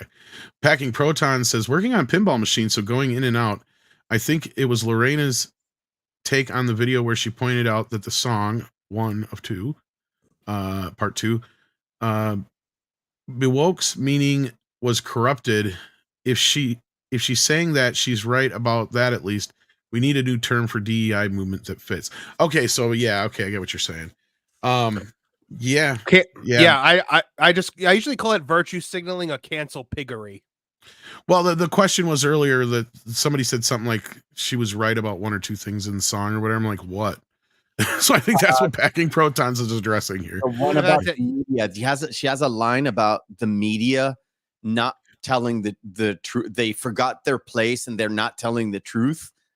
And I don't remember who pointed it out, but he said, well, yeah, you're correct, but it's from the other way around. You're just telling your audience what the truth is, but you're not understanding what they're not telling the truth about. It's the only thing that I agree. She said that she said. She said that woke was a word that was invented by the left. And that is true because woke initially meant like you were awake to the injustices of the world. And it's kind of the problem is that lies were told about those things that you were suddenly awake to. And now the word has become something else entirely. This happens all the time. They are the kings of taking words and making them mean something else. That's why you can't say certain words anymore that used to be acceptable because they take those words and they turn them into something else. So I don't understand why all of a sudden they're like, no, give us woke back. So crazy that both woke and red pill come from the same movie and they mean totally different things now. Yeah, that's true. Yeah. Moving on though, we got a few more to get here through before we got a couple of stories to get to. What movie was that? The Matrix, wasn't it? Oh, yeah. The blue pill or the red pill? Awakened to he's from the awake Matrix? to new reality. Oh, that's right. Because if you're woke, you're a Democrat, and that makes you Right, blue. yeah. Got it. Which is ironic because the newest Matrix movie, all that was really about was an old man who has a date with an old flame and he can't get it up anymore, so he has to keep popping blue pills. Yep. You know, I don't appreciate being attacked on this show in the morning. I'm just saying that's what it is. I'm really not feeling that I'm in a safe space. That's the second You cell time. phoned on that one, kind of like Amandla did. See, that's the other thing I was going to bring up, because like nobody was really talking all that much about her before this rap fucking track that she did. So she basically Barbara Streisand herself out there, because nobody was saying shit about her really. The most I saw was a few people said a few things about her acting, and that was it. That was it. Yeah. No, On my channel, I've been calling her Amanda Same Face. I still think that song and that video was not made in 72 hours. It was ready to drop as soon as the first kind of bad critics and all that stuff went out and they knew it was coming. They released it. They were ready. I'll give you one more. The fact that she's copyright striking people on it. You can't file a copyright in 72 hours, can you? I don't think that's possible. Technically you can. You can as soon as it's out, you can start like snap it in, but people have to react to it. Right. So by the time they react to it, it takes a while to get on YouTube, and then immediately. And she didn't do it. Whoever it is, her PR agent or whatever it is, they hired a company, one of those scummy companies that do it. You know, they sometimes, those scummy companies who like, they just randomly copy strike people on YouTube, and then they hold your YouTube channel or your YouTube video hostage until they get satisfied with whatever they need, payment or whatever it is. So I'm not saying it's those kind of companies, but there was a company that was ready to go to copy strike anything just to pump that controversy going. They know what they're doing. well, and I agree that it might have been something that was half-assed, preset, ready to go, because it was almost like with the Obi-Wan situation where you had, what's her face, Darth Reva's actress, who was pre-set up by Disney to expect, racist outlash, and you had the car video with Ewan and all that stuff. That seemed very impromptu to a point. Oh yeah. But it also felt like they knew that, again, like they knew they were trying to build up this idea that they're being, they're under attack. They're under attack. They're under attack. And I kind of got the same thing here with this video. The only thing that makes me think that it's kind of fairly new, or at least within the last week at least, is because she does address the interview that resurfaced from 2017. Right, and Right. that's been out there. That's been out there for like 3 or 4 weeks. I think that was her trigger event.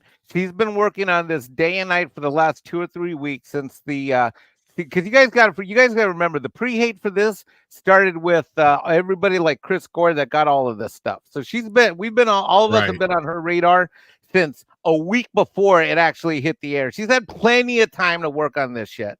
And I think that was the triggering event. And then the fact that it just dropped now and was ready to copyright strike, this thing has been not a sudden reaction, but it's been in motion for longer than we think.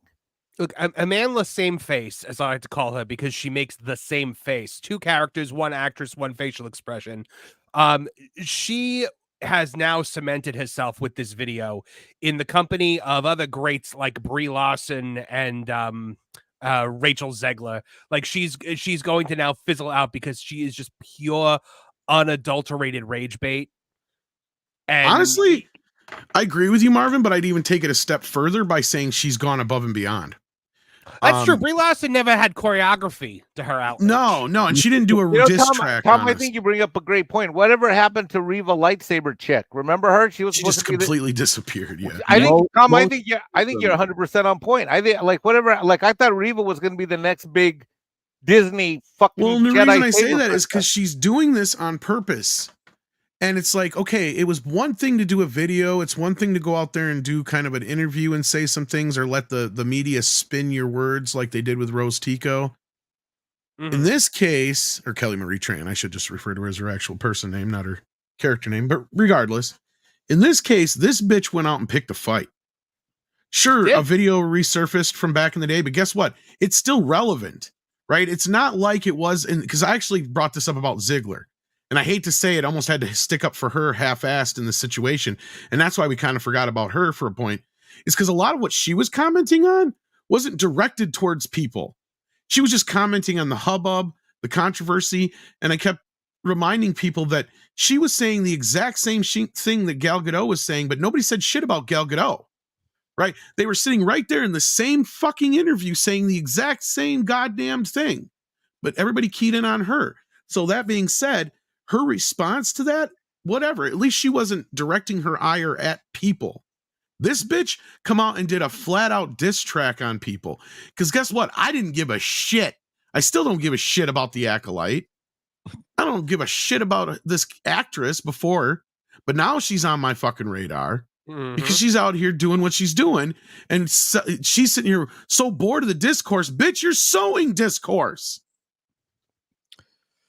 I mean, I all I had ever said about her before this point was that she's a terrible actress. Now I've written a whole song parody that would debut on the channel. I did one too. I was just gonna say. Oh, please tell me yours is not to How Far I'll Go from Moana, because that's what mine's. Oh no. I played it a couple places, but it's kind of hard to find because it was on Yellow Flash's stream the other night, and his. Well, Bambino's cuter. Oh, Bambino's much cuter. Bambino got a haircut. Show everybody your hair. Look at him! Oh my gosh, he looks so adorbs. Totes adorbs. Oh my god. He's like, Dad, what are you doing? He's a superhero though. He's killed snakes and stuff. Yeah. Nice. Yeah. But yeah, no, like her going out and doing this diss track, I mean, it just begs for a response, right? Like that's the whole point. Why else would you do a diss track? Right. I'm from the 90s. I know what the fuck a rap diss track means. Culture, you know, your roommate used to write them all the time. Who was that again? Yeah, no, it's true. I mean, one of the ways to do battle, one of the ways to do battle with an adversary and to increase your clout, especially with a given audience, is to do a diss track, and they still do it today. I mean, there's constant diss tracks aimed at Drake and others right now. So, Could you imagine though, like she is attacking anyone that goes after her, copyright strikes, all that other stuff. Could you imagine like 8 Mile when Eminem's doing like the rap battle with the guy? If like the one guy does his set and then the second he starts going back, Eminem goes, "Oh, you're attacking me." I think Eminem has more class. Yeah. All right, kids. Oh, go ahead. I was just gonna say she is the definition of privilege. She has never been oppressed a day in her life. She's grown up rich. She's a child of Los Angeles. She grew up in the system. There is nothing that she can say about oppression. I'm sorry. Well, maybe I'll play my return track or whatever you want to call it. Diss back track. That work. But we got breaking news now. We've been waiting for this all morning. All morning. Uh-oh. Ladies and gentlemen, the next bit. Here we go. This one's a little shorter, so this one's only 6 minutes. So, all right, here we go, kids. This just dropped. This is fresh as fresh can be. This is an LA day, you know? We haven't had a lot of them. Sorry. Damn, no wonder he spilled his guts. He's hot. I was gonna say, everybody wondered how hot. How much you want to bet they showed her on purpose just because everybody was asking that? If she goes out on a date with Mexican Iron Man is willing to give all the security codes to Midnight Six and turn them over now. I'm kidding, Andre. I'm kidding. Andre, quit. Oh, hey, babe. Oh, no, so this is a third date. This is a different day here. Yes. Wait, do you guys know each other? Wait. Oh, are these the he two set girls? the two of them up together. Holy shit. No. April Keith sent the two girls to meet each other in front of him. Oh my God. They did a cheaters on him. They Are they did. doing? They totally did. They turning this into candid camera? Oh my god! What if they're gonna like sit down and be like, "Hey, how about if you tell us more dirt on Disney, you can have both of us at the same time?" And he'll just be like, you know what? It is so perfect that I'm on this live stream because Mexican Iron Man is not only an expert on Disney, but an expert on two chicks showing up at the same time on a date. Oh God. Yeah. He sits there and he sees that and he's like, yeah. Uh-oh. So let's see what's gonna happen here. Holy shit. We are. Oh wow! You told me you had a tickle in your throat. I did. Oh my god! I Is this how you call it? He's the piece of shit. "What is this?" Oh, this is cheaters. Holy fuck. Exactly like cheaters. I don't. This is okay. By the way, I just want to say before you laugh. I just want to say before you laugh at him, Tom. I just want to say that when you're in this position, it can be very hurtful on the other side. They're just messing with him now. I can't even keep it straight for that. This dumb fucker just played himself so bad. Holy shit. Oh my god. This is just as good as cheaters. This is even better.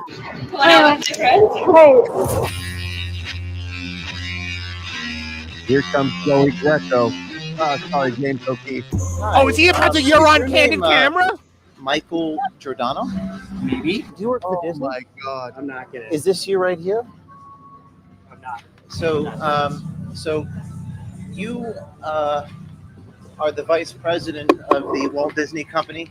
Oh, And now you're he on knows tape that. saying that you don't hire white males. Quote, no way we're hiring a white male. There's no way we're hiring a white male, Mitchell.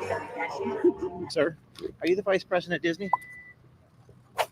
Do you know about Title VII of the Civil Rights Act about discriminating against people based upon religion and race, sir? Quote, I'm not looking to bring on any more clients who are white, you know. Here all the time, like, I'm looking to hire writers and actors who bring diversity. I'm not looking to bring on any more clients who are white. Disney is concerned. I'm a white male. I have friends in HR. Mike, who are your friends in HR? As far as Disney's concerned, I'm a white male. And that's not who they're looking to promote at the moment. I have friends in HR and I have friends in those divisions. Do you think that being quiet is going to help you? You don't have authority to put me on tape. Bye. I will put you on tape, and I do have that authority under the First Amendment. You know, just because you work in Hollywood doesn't give you entitlement to discriminate against people on the basis of race. Michael Giordano. He's gonna chase the car. Sir. He's got the He's gonna hop on a chocobo. He's in a Tesla. So see if we can catch up to him. Hi, Michael. Watch out. Watch out. Hi, Michael. Discrimination on the basis of race. Title VII of the Civil Rights Act. Look at his face. Look at his face. I always get my exercise with these guys. Whew. Oh man. Yeah, he was out of there on the New York Minute. We confronted him and he drove away in his Tesla. Very upset. The two girls confronting him at the same time. Apparently he lied and told one girl that he has a little itch in his throat. We have someone gesturing. Let's see what happened. This guy works for Disney and he was discriminating against people in the hiring process. And he was on a date, but it wasn't a date. It was an undercover person with a hidden camera. The vice president of Disney sat right next to you. He's the vice president of Disney. You bet, yeah. What's his name? His name is Mike Giordano. And so that was like a fake date. That was a fake date. And who was the girl? His girlfriend? There were actually two girls. One girl confronted the other because he was lying to one of the girls about the girls he was dating. So it was a whole. That was a real undercover investigation right there. That was not a real girlfriend. There were two girls, and the other girl made an excuse, and then he showed up and confronted them. And Wait, and showed so up like he's Chris Hansen. And it was like a setup to get him here? yeah. Wow. Not a week goes by without a news headline about Yeah, that potential was medical kinda- supply shortages, threats. we didn't to need the last part there. in today for the next pandemic. I mean, Yeah, I don't It know would why he get included that. worse Just a with patent only time. medications, including Z-Pak on the road. Health is company medical. Okay, Elements, come on, order James. use/OMG. That's There you go. Do your thing for James. twc.health/OMG. That's Okay, T- James, Kit come today on. for Hollywood. Okay, there we go. For Kit today when you use code OMG. Okay, before we get to this next part, holy shit, I did not expect that. Like I said, it's very entertaining, but I don't think you got any more information until up until now that you knew from the first one. It has nothing to do with Disney. It was more like this was just for all of us to feel good about the fact that he like chased him down the street. Like we got to watch this arrogant, guy get his comeuppance. There's two reasons. Why? Yeah, I think you're onto something, Marvin. I think part of it is more so they're showing us A, this guy's a piece of shit. B, yeah, and B, we shouldn't feel so fucking sorry for him. And the chicks that he got in there, holy shit! No wonder he told everything. That's the other reason why they did this. What do you think? You guys think that's probably why? Because the next part was supposed to be about why only Jewish people are allowed to be executives or whatever, but that has nothing to do with this. So that's still to come, evidently. Oh, there's still going to be more? Yeah. Well, not only that, now they've had actual people reach out. So people who work inside of Disney have gone through their secure line. Mike, you're muted. Oh, unless he's on. No, it's okay. I was talking to the guy next to me. I was gonna say I didn't know if you were on a call or something. So this is kind of interesting. Let's get back into this here. Y'all working hard. Working really hard in I love Hollywood, it. exposing it. Yeah. Okay. You guys work in Hollywood? Kinda. Really? Okay. You probably shouldn't tell me because I'll.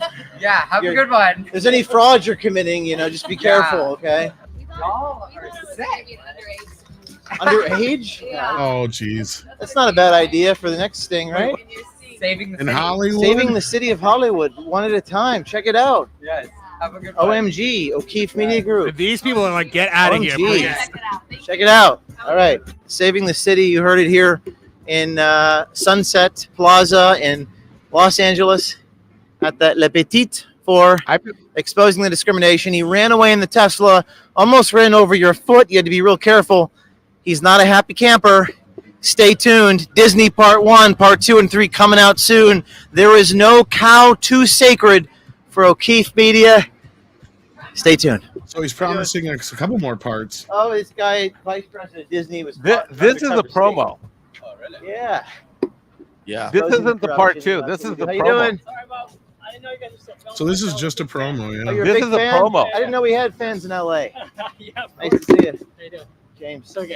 Sergey. Nice to see you. Yeah, Disney Vice It President. would be kind of nice if he did go Exposing after some of the Hollywood, yeah. diddlers in Hollywood. I'll be, That would really uncover Stay some tuned. shit. Can I get a photo? Now, Sure. Disney is in kind of All a weird right. situation. Take Here. care. Like, are they going to? Do they fire this guy now?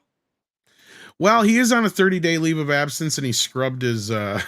He scrubbed all of his social media stuff. Yeah, LinkedIn, so all- I think he's not in good standing right now. Let's say He's going to come back and resign. They're not going to fire him. He's going to resign. No, that's kind of where I've says that he's just pacing the news cycle, and the real thing's going to drop. The real thing that we're looking for is going to drop. I hope so soon. I mean, we were hoping for it today. He did tease us yesterday. Someone's going to drop. That's the thing he dropped. The same time he dropped the last thing. So we'll have to wait and see what comes out next. But we have a few other things, and I know people are talking about this in the chat. So we're going to get to this real quick here after we got some Superman picks, or at least one anyway. We're going to get to, but I want to get everybody's response though to everything here. Culture, what'd you think of this update or whatever you want to call it? Tease. I look. This is typical O'Keefe, so we're going to get a little bit here, a little bit there. He's a master, releasing the chunk that's the promo, as Mike was saying, and then dropping the actual contents. I feel like this was just another promo to the other two parts. What I find interesting, aside from having both girls get in on him there, and making a very uncomfortable situation more so, the fact that obviously the ladies were very attractive. So I feel like O'Keefe understands his audience, the people that he's trying to sting. And if I were any executive at any company right now that was involved in dirty dealing, I would be very concerned with what he's capable of. So, especially with the group of citizen journalists that he's gathering now. Anyway, yeah. Yeah. So I mean, other than that, I would respond similar to Mephisto and just say this is kind of like a nothing burger. We didn't really get anything new. I will say that we did get the fun. Yeah. This was like a short episode of fucking Cheaters, y'all. Yeah, that's I'll give him that. He did put on a little bit of a show for us. Anyway, Marvin, what was your response? I mean, I would agree. This was pure entertainment value. I don't think this was not meant to be any kind of like gotcha moment at all. It was like, I think it was kind of like almost a response to the people who kind of like when this first came out, I kind of had the mentality of like, I get that what he's saying has to come out. I don't love the way they did this. I feel bad for the guy. He thought he was on a date, but then like they just kind of showed him being a jerk. So I was like, I feel like that kind of like negates that criticism.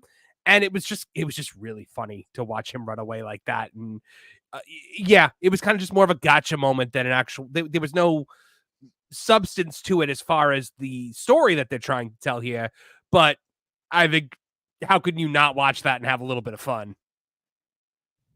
Yeah, and that's what I was thinking too, is that this is purely just to show us why this guy was spilling his guts to these chicks, as we figured they had to be pretty hot, and they were. And also to show him as a piece of shit, like you said, because we were all kind of like, well, this kind of jerky thing to do to a guy. I legitimately felt bad. I'm like, he's probably this lonely guy, and like he's looking for love, and you know. But yeah, if he's two-timing, then no, yeah, then it's fine. Take him for all the rides you want. He is Rob Lowe from Wayne's World. Yeah, go ahead, Mephisto. Go ahead with your thought. I was just saying I agree with everybody here. He's Rob Lowe from Wayne's World. He's the same scummy executive asshole that on the private life, he's like a slime ball. But you could tell he sort of brags rather than just reveals information. Mm-hmm. And you see him act towards these women not talking about Disney, and you get, he's a scumball. He's a scumball, I get it. Yeah. But it's O'Keefe, that entire video was a supreme PR move. He got you to laugh. He got you to get you to reveal the guy, like a cheater style thing. And he got to sell you some crap over the internet. Perfect. And he set you up for the next part. Sounds about how I would assess it as well. Mikey? Yeah, this is great. I'm all in for this stuff. I love it. Sign me up. I want more. But the thing is that the only way to go after these Disney people is kind of stuff like this, because they're locked down with such NDAs. Disney is a company. I've had a friend that works in Burbank there for a long time. He's been there for a long time. He doesn't talk to me as much as we used to, because after his coworkers found out that he was friends, one of his coworkers found out that he was friends with me, and I got ID like from all the stuff I do with you and Doomcock and other channels. He hasn't talked to me much in the last year or so. But I mean, we're still friendly. But I know from him directly in Burbank, there's an overwhelming culture of fear. Not just fear while you work there, but fear after you leave. That once you work for the Sith Lords, like they will end you and ruin your life after you're gone, even if you're somewhere else. Like the only way to have real true freedom, somewhat, is if you go into like your own business and control your own future. But you better not be working in the industry, because they'll still control that if you piss them off. So this is the only way to go after these types of morons. Indeed. So let's get to these Superman pictures here, because we've got a couple images here. It looks like we got a few images of Mr. Terrific. I haven't looked yet. Yeah, this is a first for me too. And Superman is my favorite thing in the world, so I'm very critical of anything Superman. Here's another one of Mr. Terrific. Oh, he looks great. That looks great. Here's James Gunn just chilling on the set. Yeah, and looks so great. And okay, so let's go back to the Soups pitch. Yeah, here's the one that first come out. Okay. Much better. Yeah. Not liking the crinkling, but but you know what? They're between shooting. I don't think you're going to see the crinkling on camera. I don't like the collar. So it's raised. I'm up a still little not, still not sold on the collar bit. But I don't like mind the collar. I don't mind the collar is good, Yeah. not the collar. Yeah. I don't mind the collar because I kind of dug the new 52 costume when he got that in the comics, and it's kind of a mix between the classic and the new 52. It's even got like the plates like the new 52, but they brought the trunks back. And the only thing I don't love is the Kingdom Come logo. I'm like, I don't understand why we're going with that and not just the iconic. I don't S. hate it, but I'm more of a fan of the 70s S. And I tell you the one thing I really do like, Tom, he put on size. He's clearly been hitting the gym because when he got cast, I was like, man, he's kind of skinny to be Superman. He looks like he bulked up. He's like the size of an actual man now. And Superman has got to be big, in my opinion. Like he's always got to be like a big dude. He's not a big dude, but he's at least the size of a man-sized man at this point. I kind of don't like those shoulders. I don't know what I don't like the busyness of all the stuff. That's why I'm not a big fan of the new 52 suit, is I don't like all the. But from this direction, the collar doesn't look as bother me bad. that much. Yeah. And it's more, there's not as much crinkles. Yep. I seen some people. Yeah. I seen some people, making fun of the shorts. Shut up. He needs the shorts. I can't stand it when superheroes are running around in onesies. Yeah. No, the shorts are needed. It divides the top Yes. half from the bottom half, right? In your mind. Otherwise, you're just wearing feety pajamas. There should be a butt flap in the back for when you have to go on a cold night. I mean, the coloring is pretty good. I mean, you've got that belt. Looks pretty good. I like the belt. I like is that it's good. chunky and it's showing up. Like that part I like, because you guys are, I agree with it. You need the separation. It helps it look more like the old, the way it's supposed to look. What's Kind of really like the gonna old bodybuilders and wrestlers that they're emulating with the costume. what's really going to sell this for me is going to be seeing him actually being Superman, playing it. The facial expression is what's going to sell it for me more than the suit, because, I don't want doubt. Like, I was not impressed with the putting your shoes on while Vegeta fires the Gallic gun at the planet Earth behind you picture that they put out. I need there to be the twinkle in the, like we Mike and I were on with Dean Kane on the pro show, and Dean talked about the twinkle in the eye and the that the gentle humor that needs to happen for this character. That's what I want to see. That matters to me more than the suit. He could be wearing the 90s like electricity suit. I don't care, as long as he acts like Superman. Well, this one's important because we do get to see that he does have the yellow S on the back. Oh, I like that. I look, okay, I haven't said a lot, and I'm about to say Go something. ahead, Culture. I don't like the front emblem. I don't like that S Superman. I haven't liked that design since I've seen it, and now doing it in the back, fine, but it doesn't look quite right. You think it's fine if they do it in the back? Okay. No, that's not what I'm saying. But the other thing that's always bothered me is the cape position on the collarbones. I've never really liked that look. Yeah, I got to see it in motion though. Yet I'm still. That's why I haven't. Sorry. No, I was just say that's why I haven't really jumped one way or the other. But you're gonna say, Marvin? No, I was gonna say, like, what do you prefer them when it's like tucked into the costume, or set back behind? Yeah. The cape, I like it the way it's supposed to be, basically shoved up underneath the collar. Yeah. I mean, it is what it is. Again, it's a costume. This is cool for something like a space suit or something like that, but not as typical costume. Yeah. Right. But if my biggest complaint is the costume at the end of the day, if this comes out and it's brilliant, then it's forgiven. It's just an aesthetic choice that I don't like. But I do not like that. That is not a classic Superman S. And that is. I don't hate it because I love Kingdom Come. And after I saw it with the yellow, I'm like, it does kind of look good. But again, I'm with you guys. If I had my druthers, it would be the 1970s S that we know and love.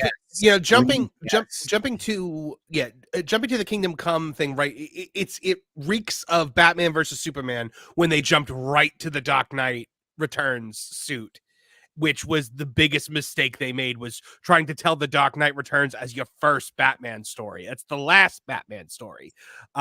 Kingdom Come, I mean, I don't think they're telling the Kingdom Come story, but No, it's not gonna yet. I don't know. I just don't like the Superman ass is so iconic. Why mess with it? Well, one thing I am happy to see, and this is where I think culture and some of the other people is like, yeah, I don't know about the costume yet, but at least we know Superman is going to be Superman, because a bunch of these are making the rounds, and this is one of the better ones as far as being able to see it. But a bunch of these Oh, thank God. headlines, and each one's different, so you have all these different headlines of things that Superman has done saving people, right? So yeah. So you mean instead of Superman smirks while punching villain in the face while building collapses Or on mopes, 20 people mopes, behind him? yeah. Yeah. Mopes Superman and murders misery. supervillain while people die. More of it's more of a local. I wouldn't say localized, but localized kind of a superhero.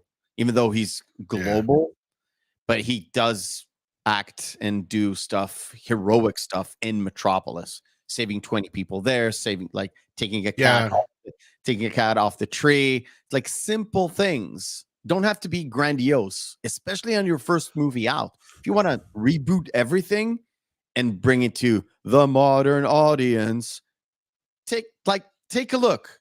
Do simple. Wow. Right? Yeah, there's there's a Daily Planet one, but the Daily Planet logo is like in front of the picture. But in that one, he's stopping a runaway train and stuff like that. So a lot of the classic Superman stuff. Yeah. The thing that I worry about though with this movie is that there's entirely too many other heroes in it, and he is surrounded by strong wham-man and heroes of color that I think are going to try to take center stage over the hetero white male Superman. And I swear to God, if he's not the main character in his own movie, I will be done forever. They got one last chance to get this right, in my opinion. Yeah. Yeah, we'll have to wait and see how this looks. I want to see a trailer before I get too judgy.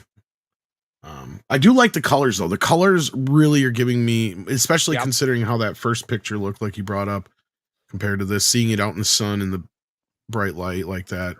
Well, as long as they don't sap the color out of it like Hacky McHackison did. No. And I don't think James will do that. He's not really well known for zapping the color out of his movies. Yeah, he's not a hack. If you go by Guardians, it's super colorful. Everything. Yeah, well, he leaned into the Kirby isms in that. Yeah. Out, right? But yeah, because he leaned into the Kirby art there. Yeah. But let's get back into super chats because we're losing culture here in a few minutes, and I got one right off the bat for him here from SFX F314 Sabertooth Raptor for $5 says new show, the Culture Casino Show, Andy Griffith type show. Culture is a Barney Fife type character. Tom is an Andy type show. Oh, Must wow. have Mexican. I'd say you'd have to switch that probably for our personalities. But I like this idea. I do too. I think we can pull this off. I'm not sure where you would put Mexican Iron Man. He'd be like either Floyd or Cooter or whatever. I know how to find Cooter. I think Floyd. Is that what Cooter does? He does kind of look like Floyd. Down in Colombia, right? Yeah, I know how to find Cooter in Colombia. Sign me up. Colombian Cooter? Yeah. That's some expensive shit. All I know about the Andy Griffith show is the whistle. That's the one. Oh, it's a great show. It's a great fucking show. Little Ronnie Howard. We got Mr. Tickle Trunk here with 5 Canadian bucks. Says, might there be an ESG aspect to corporate tickets if the corporation is tied to ESG already? Good question. Tickets for Progressive, write them off and up your score. I'm not sure about the Department of Education over here, but I'm telling you, the Avatar 2 thing could be. I think you're onto something, and I think you should do some more checking into the Inside Out thing. I really do, Mephisto. I think you might be onto something there. It's very hard to get information. The Avatar 2 is something that I was this close of actually making a video because I had a lot of information. And this one, I'll check. And I know a lot of people are like, well, it's doing good. That's fine. Why would you think? Well, that's just it. That's why it's doing so fucking good. That's my point.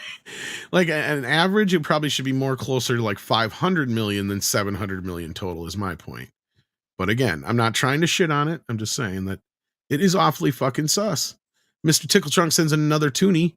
It says, normally I'm anti-conspiracy minded, but Disney. Exactly. Exactly.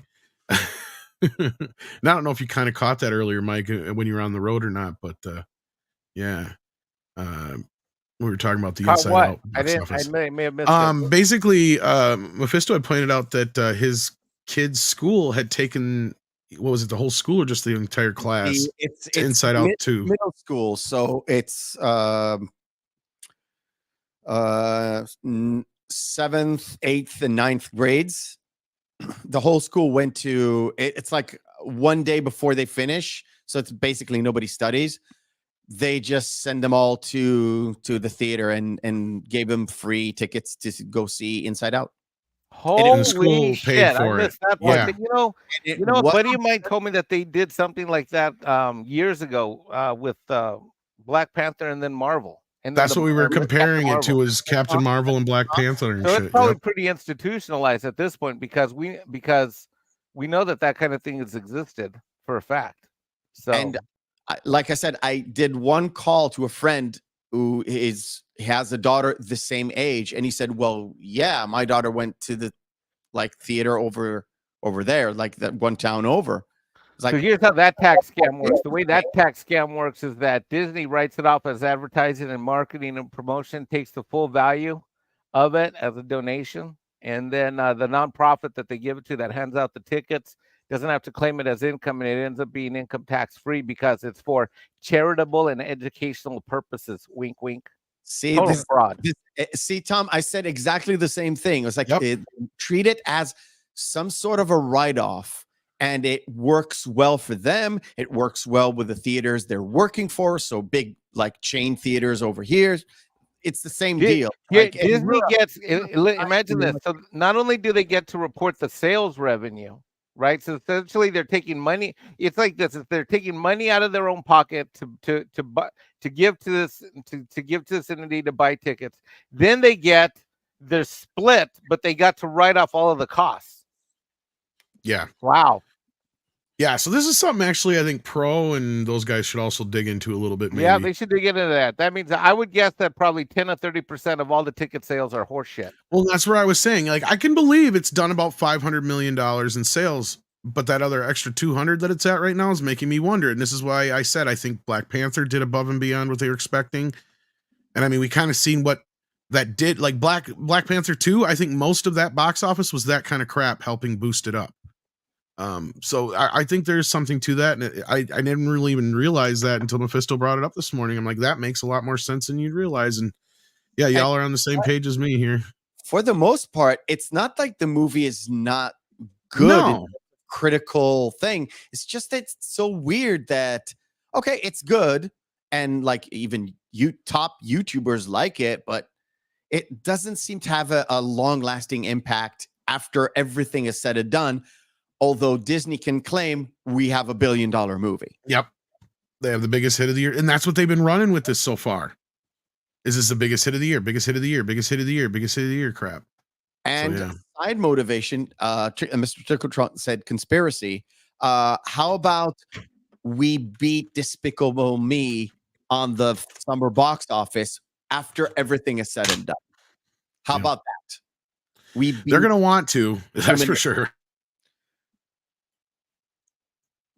But yeah, Metallica fan 1442 sends another £5 to correct himself. But we did actually translate it, and we were right. It was his voice to text screwing him over. God dang, voice to text. I tell you what, doggone there.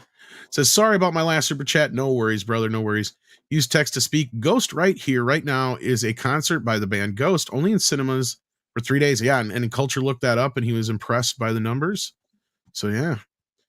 Surprised it didn't get any releases here in the US though, did it? Culture that you said. I think really well. Still mad from the Superman suit. It did really, yeah, no, it did really well between the two, both the international and the US numbers were about the same. So it did pretty well. I was actually pretty impressed. 3-day event in not that many theaters here in the States. It did really well. Good numbers. I was excited to talk about Ghost Rider. And Nicolas Cage. That's what you were. Hey, he was peeing fire. You ever see that in another movie? I know, right? You know, I rewatched.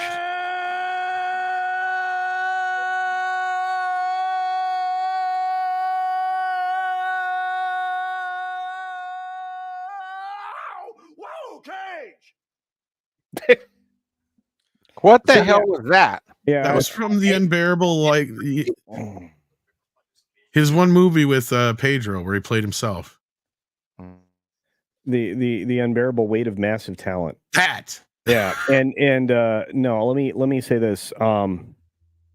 He does have massive talent, but I recently rewatched the original Ghost Rider movie with Nick Cage, and let me tell you, it is as bad as remembered. Mm-hmm. Still love it though. I love it when he's having like the twitchy fits in the second one. That was funny. Still loved it though. Indeed. And then we got Connor Dorian here, or did we read? Yeah, we got that one. We did that one. Yep. Thank you again, Metallica fan. We still figured it out, but thank you. Connor Dorian says with $5, Bill Skarsgård is playing the vampire in Nosferatu. Yes. Although I still say they should have done Willem Dafoe so we could actually play the role. And if you guys haven't seen it, I know it's hard to find because they never released it on anything but DVD. It's called Shadow of the Vampire. It is an amazing movie. Have you guys seen it? Anybody else here on the panel seen it? Besides probably Culture. Okay, it's John Malkovich.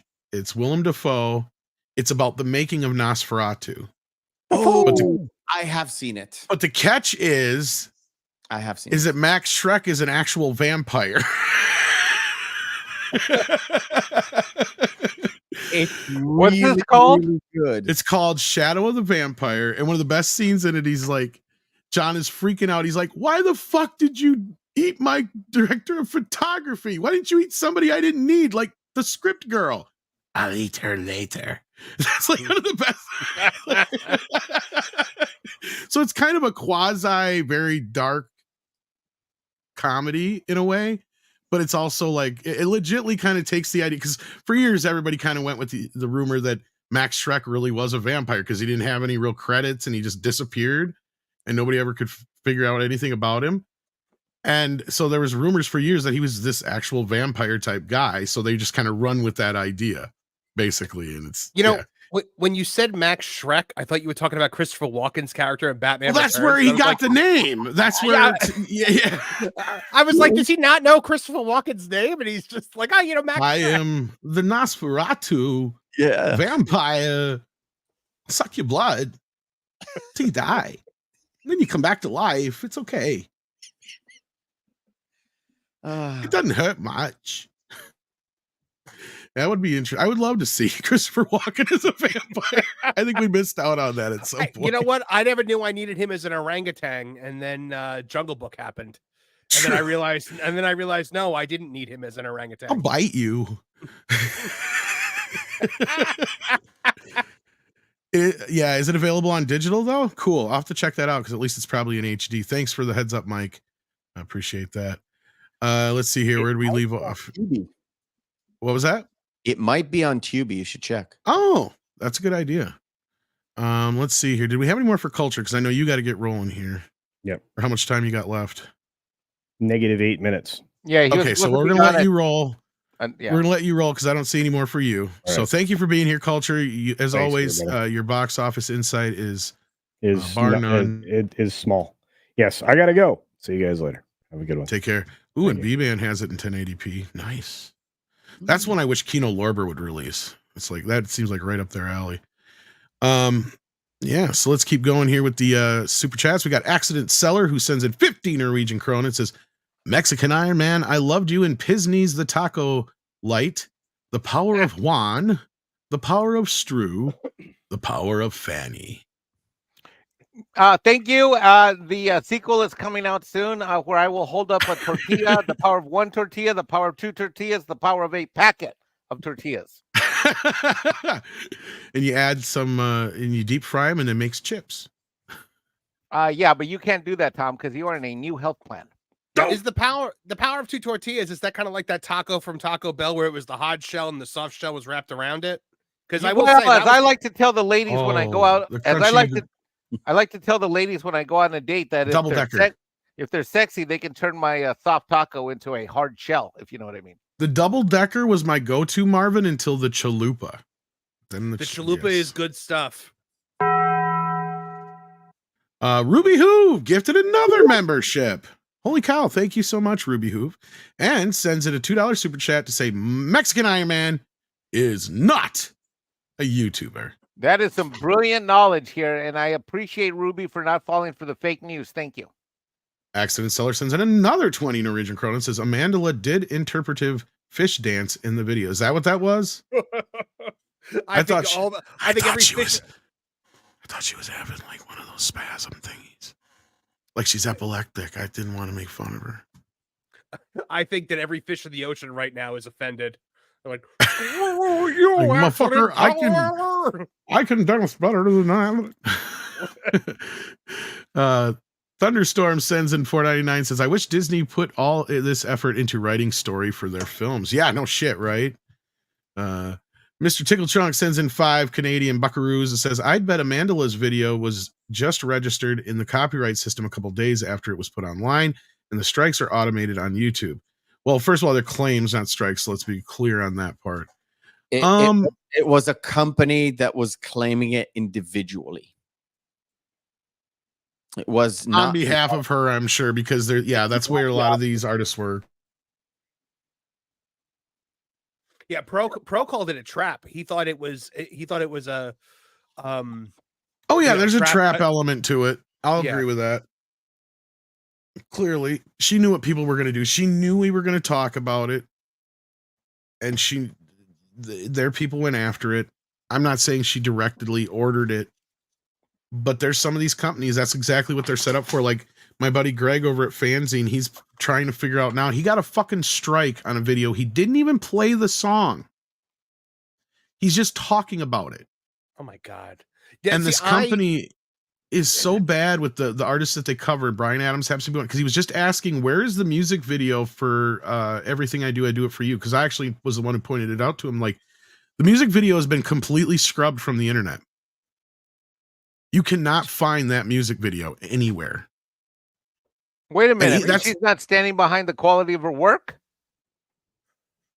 No, not the Amandla Stenberg. No. The other one. So anyway, he just did a video. I was talking about something else. You must have got distracted. So anyway, Greg did a video about the fact that you can't find the music video anywhere. And the company that represents Brian Adams struck his channel. Not just claimed it, struck it. Whoa. Yeah. So he's trying to figure out what the hell he can do. And I'm like, this is bullshit, because he doesn't even play the song in the video or nothing. The closest you can find to that is probably when Family Guy spoofed it. Didn't they do Stewie Griffin doing a music video to that? I honestly think, here's the thing, and I know this is kind of silly and just convoluted copyright bullshit, but I think this is the reason, because I actually have the special edition 4K Blu-ray of Robin Hood I almost said Men in Tights, Prince of Thieves. It has a live performance of Brian Adams doing that song, but for some reason it doesn't have the music video, which was on MTV every 10 minutes back in the day, right? And it really, all it is just Brian Adams singing with clips from the movie and stuff like that or whatever. And so that version's not even on the Blu-ray. So I think it has something to do with some licensing issue, because Brian Adams is actually with like A&M Records, and Warner Brothers has the rights to that song specifically because it's on the soundtrack, and it's this convoluted bullshit. And maybe he owns the video or something like that, and he prefers that they use this video instead, just to be an asshole about it. I don't know. That's the best I can come up with, some convoluted bullshit that only makes sense to fucking lawyers and them. Right? Like, that's all I can figure out. Because otherwise, I don't understand why this music video has completely just been erased from the planet. There is, we're seeing it in over in the wrestling fandom as well. When AEW first showed up, the All Elite Wrestling, Tony Khan, he's the son of the owner of the Jacksonville Jaguars. He owns AEW. He was like, we're never going to copyright strike fans who want to share clips online. We're never going to do any of that. We're going to be for the fans. I think he legitimately never thought that a single human being was ever going to say a negative thing about his company, because they copyright strike DMCA takedown clips like you would not believe. It is insane. Yeah, I hate abuse of the system. It's bullshit. Horrible. Even like if somebody took a cell phone video from the crowd in the rapidly dwindling crowd at an AEW show, if someone took a cell phone video and you share that, they copyright claim that. But All right, Mikey has to jump off on us here. So love you all. Love you, Mikey. Take care of yourself. I hope you get some work done today like you're supposed to be doing instead of hanging out with us hooligans. Are you kidding? I love you guys. Bye. Take care, brother. We got a few more super chats here. We got Mr. Tickle Trunk says, no, I said I was going to tickle her throat today. Ooh, I was thinking that too, Michael. I was too. I didn't make the joke. I was thinking about that, and then I just wanted to see how it played out at that point. But yeah, thank you for catching that. Mr. Tickle Trunk also says, still not one peep from the MSN about discrimination. Well, of course not. They're not going to cover any of this shit. Just like when they asked Film Threat about it, they didn't give a shit about the report. They just want to know who their sources were so they could go run tell Disney. No, you saw like the Disney shill websites. They're even starting to like they have no choice but to cover it, and they're doing it kicking and screaming. Well, and a lot of that is I think they're losing even some of the shills at this point. And I was bringing that up with the Acolyte because you know, with the rating being so low, I was comparing it to Velma when I'm like, Velma was the show that was too woke for the woke folk, right? Even those guys were like saying, yeah, this is enough is enough. For those who wonder what's going on here, Kitty's up here. He's being Kitty. Anyway, yeah, so like I think Acolyte is the same thing. Like it's just too much for even the shills. Like even they're just kind of like, yeah, no, I can't do this shit no more. You can't even covering it. As far as I know, but I haven't checked out his reviews, but I got to imagine they're right in line with Grace and those because yeah, they're kind of basic corporate shills. And I've talked to sorry. I talked to a few people in the YouTube sphere who have said some of their friends and people they know, you know, that yeah, they're afraid to actually review it or give their actual thoughts on this show because they're worried about the wrath of Disney. But wait, you're about to say, Marvin? It's indefensible on every level. Okay. The show is written terribly. It's acted terribly. It's shot terribly. It's costumed terribly. The sets are awful. It's dressed awful. The CGI is terrible. There is not one redeeming quality in the show. It is the Amandla Stenberg of television shows, because with Amandla Stenberg, when she put out this video, I was like, wow, acting, singing, dancing. Is there anything you can do well? Because it just fails on every conceivable level. Yeah, no, I agree. And then we got, let's see here. We got Accident Seller who says O'Keefe didn't Minecraft himself. Yeah, no, luckily he didn't get run over. Chris K says with a member chat for 13 months. Thank you, Kitty. I just wanted to be clawed my shoulder. That's just what I wanted. Hail to the panel. Tom, let us talk of happier things like Batman, the animated series from the 90s. Oh, yeah. I would love to do that. We should probably do that one of these days. Fun memories for me was Friday afternoons and getting to see Animaniacs and the animated series and something else. It's they like had Tiny Toons at that time. They had I was not into Tiny Toons. The Animaniacs is like wacky and crazy and all that. You know, there is Tasmania was another one they had. Oh, come to Tasmania. I loved that show. I was a Animaniacs big guy. Yeah. Animaniacs and Tiny Toons are really fun shows to go back and watch as an adult, because if you watched it as a kid, a lot of the jokes went over your head. Oh, I love the Prince joke and stuff, for instance. Oh, yeah. Or like the joke when they're doing the Batman Returns episode and like the one lady is like showing up in the Catwoman costume. I thought that was hysterical. Yeah, there were some pretty good jokes in there. I didn't watch the reboot. I saw a few minutes of it and I'm just like, nope. Yeah. But yeah, no, Batman the Animated Series is great. We should probably do a show on that one of these days. Miss Tickle Trunk sends in $2 Canadian and says the tights alone is telling me Gunn is trying hard. I want to give him the benefit of the doubt. I will till I see at least a trailer before I get too judgy, you know. But yeah, Brian Keith sends in $1.99. Said seen Bike Riders yesterday. Good flick. Well, I'm glad people are enjoying it. So Is that the one with Tom Hardy and I think so, because I don't know much about it. I think I saw one little clip or trailer thing for it, and that was it. yeah, I can't remember the name. Is it Butler? I'm so bad with names. Yeah, I think you're right. Butler. Yeah. Bike Riders, kind of like a motorcycle gang movie. So yeah, well, I'll just see if that's any good. And I want to thank Marvin and Mephisto for popping in here. Of course, Mikey for a few minutes. Culture as well. Check out their channels. I'm sure the mods have been sharing the info in the chat. I want to thank you guys for hanging out with me this morning. I know Andre and everybody who's traveling, Paul, all that good stuff. So I appreciate the help. Anything you guys want to plug as we get on out of here? Marvin? Sure. Tooningtown TV, we are growing rapidly. It's we use puppets on both my channels to kind of poke fun at Hollywood, with song parodies and skits and reviews. So it's Tooningtown TV and Tooningtown Wrestling. Over on Tooningtown Wrestling, we also have puppet characters that are Triple H and Tony Khan. So check it out. It's a fun time, and we're rapidly. We started Tooningtown TV just 3 weeks ago, and it's already just hit the 4,000 watch hours for monetization. So I'm thrilled and could not be more thrilled. And you can also catch me on That Game Place with Culture, which is going to be launching this Wednesday with a live stream at 3 p.m. All right, sounds good. And Mephisto, one of the most underwatched channels on YouTube. If you guys haven't checked out, it's talking about things you love. Right, we just had the super chat regressing that.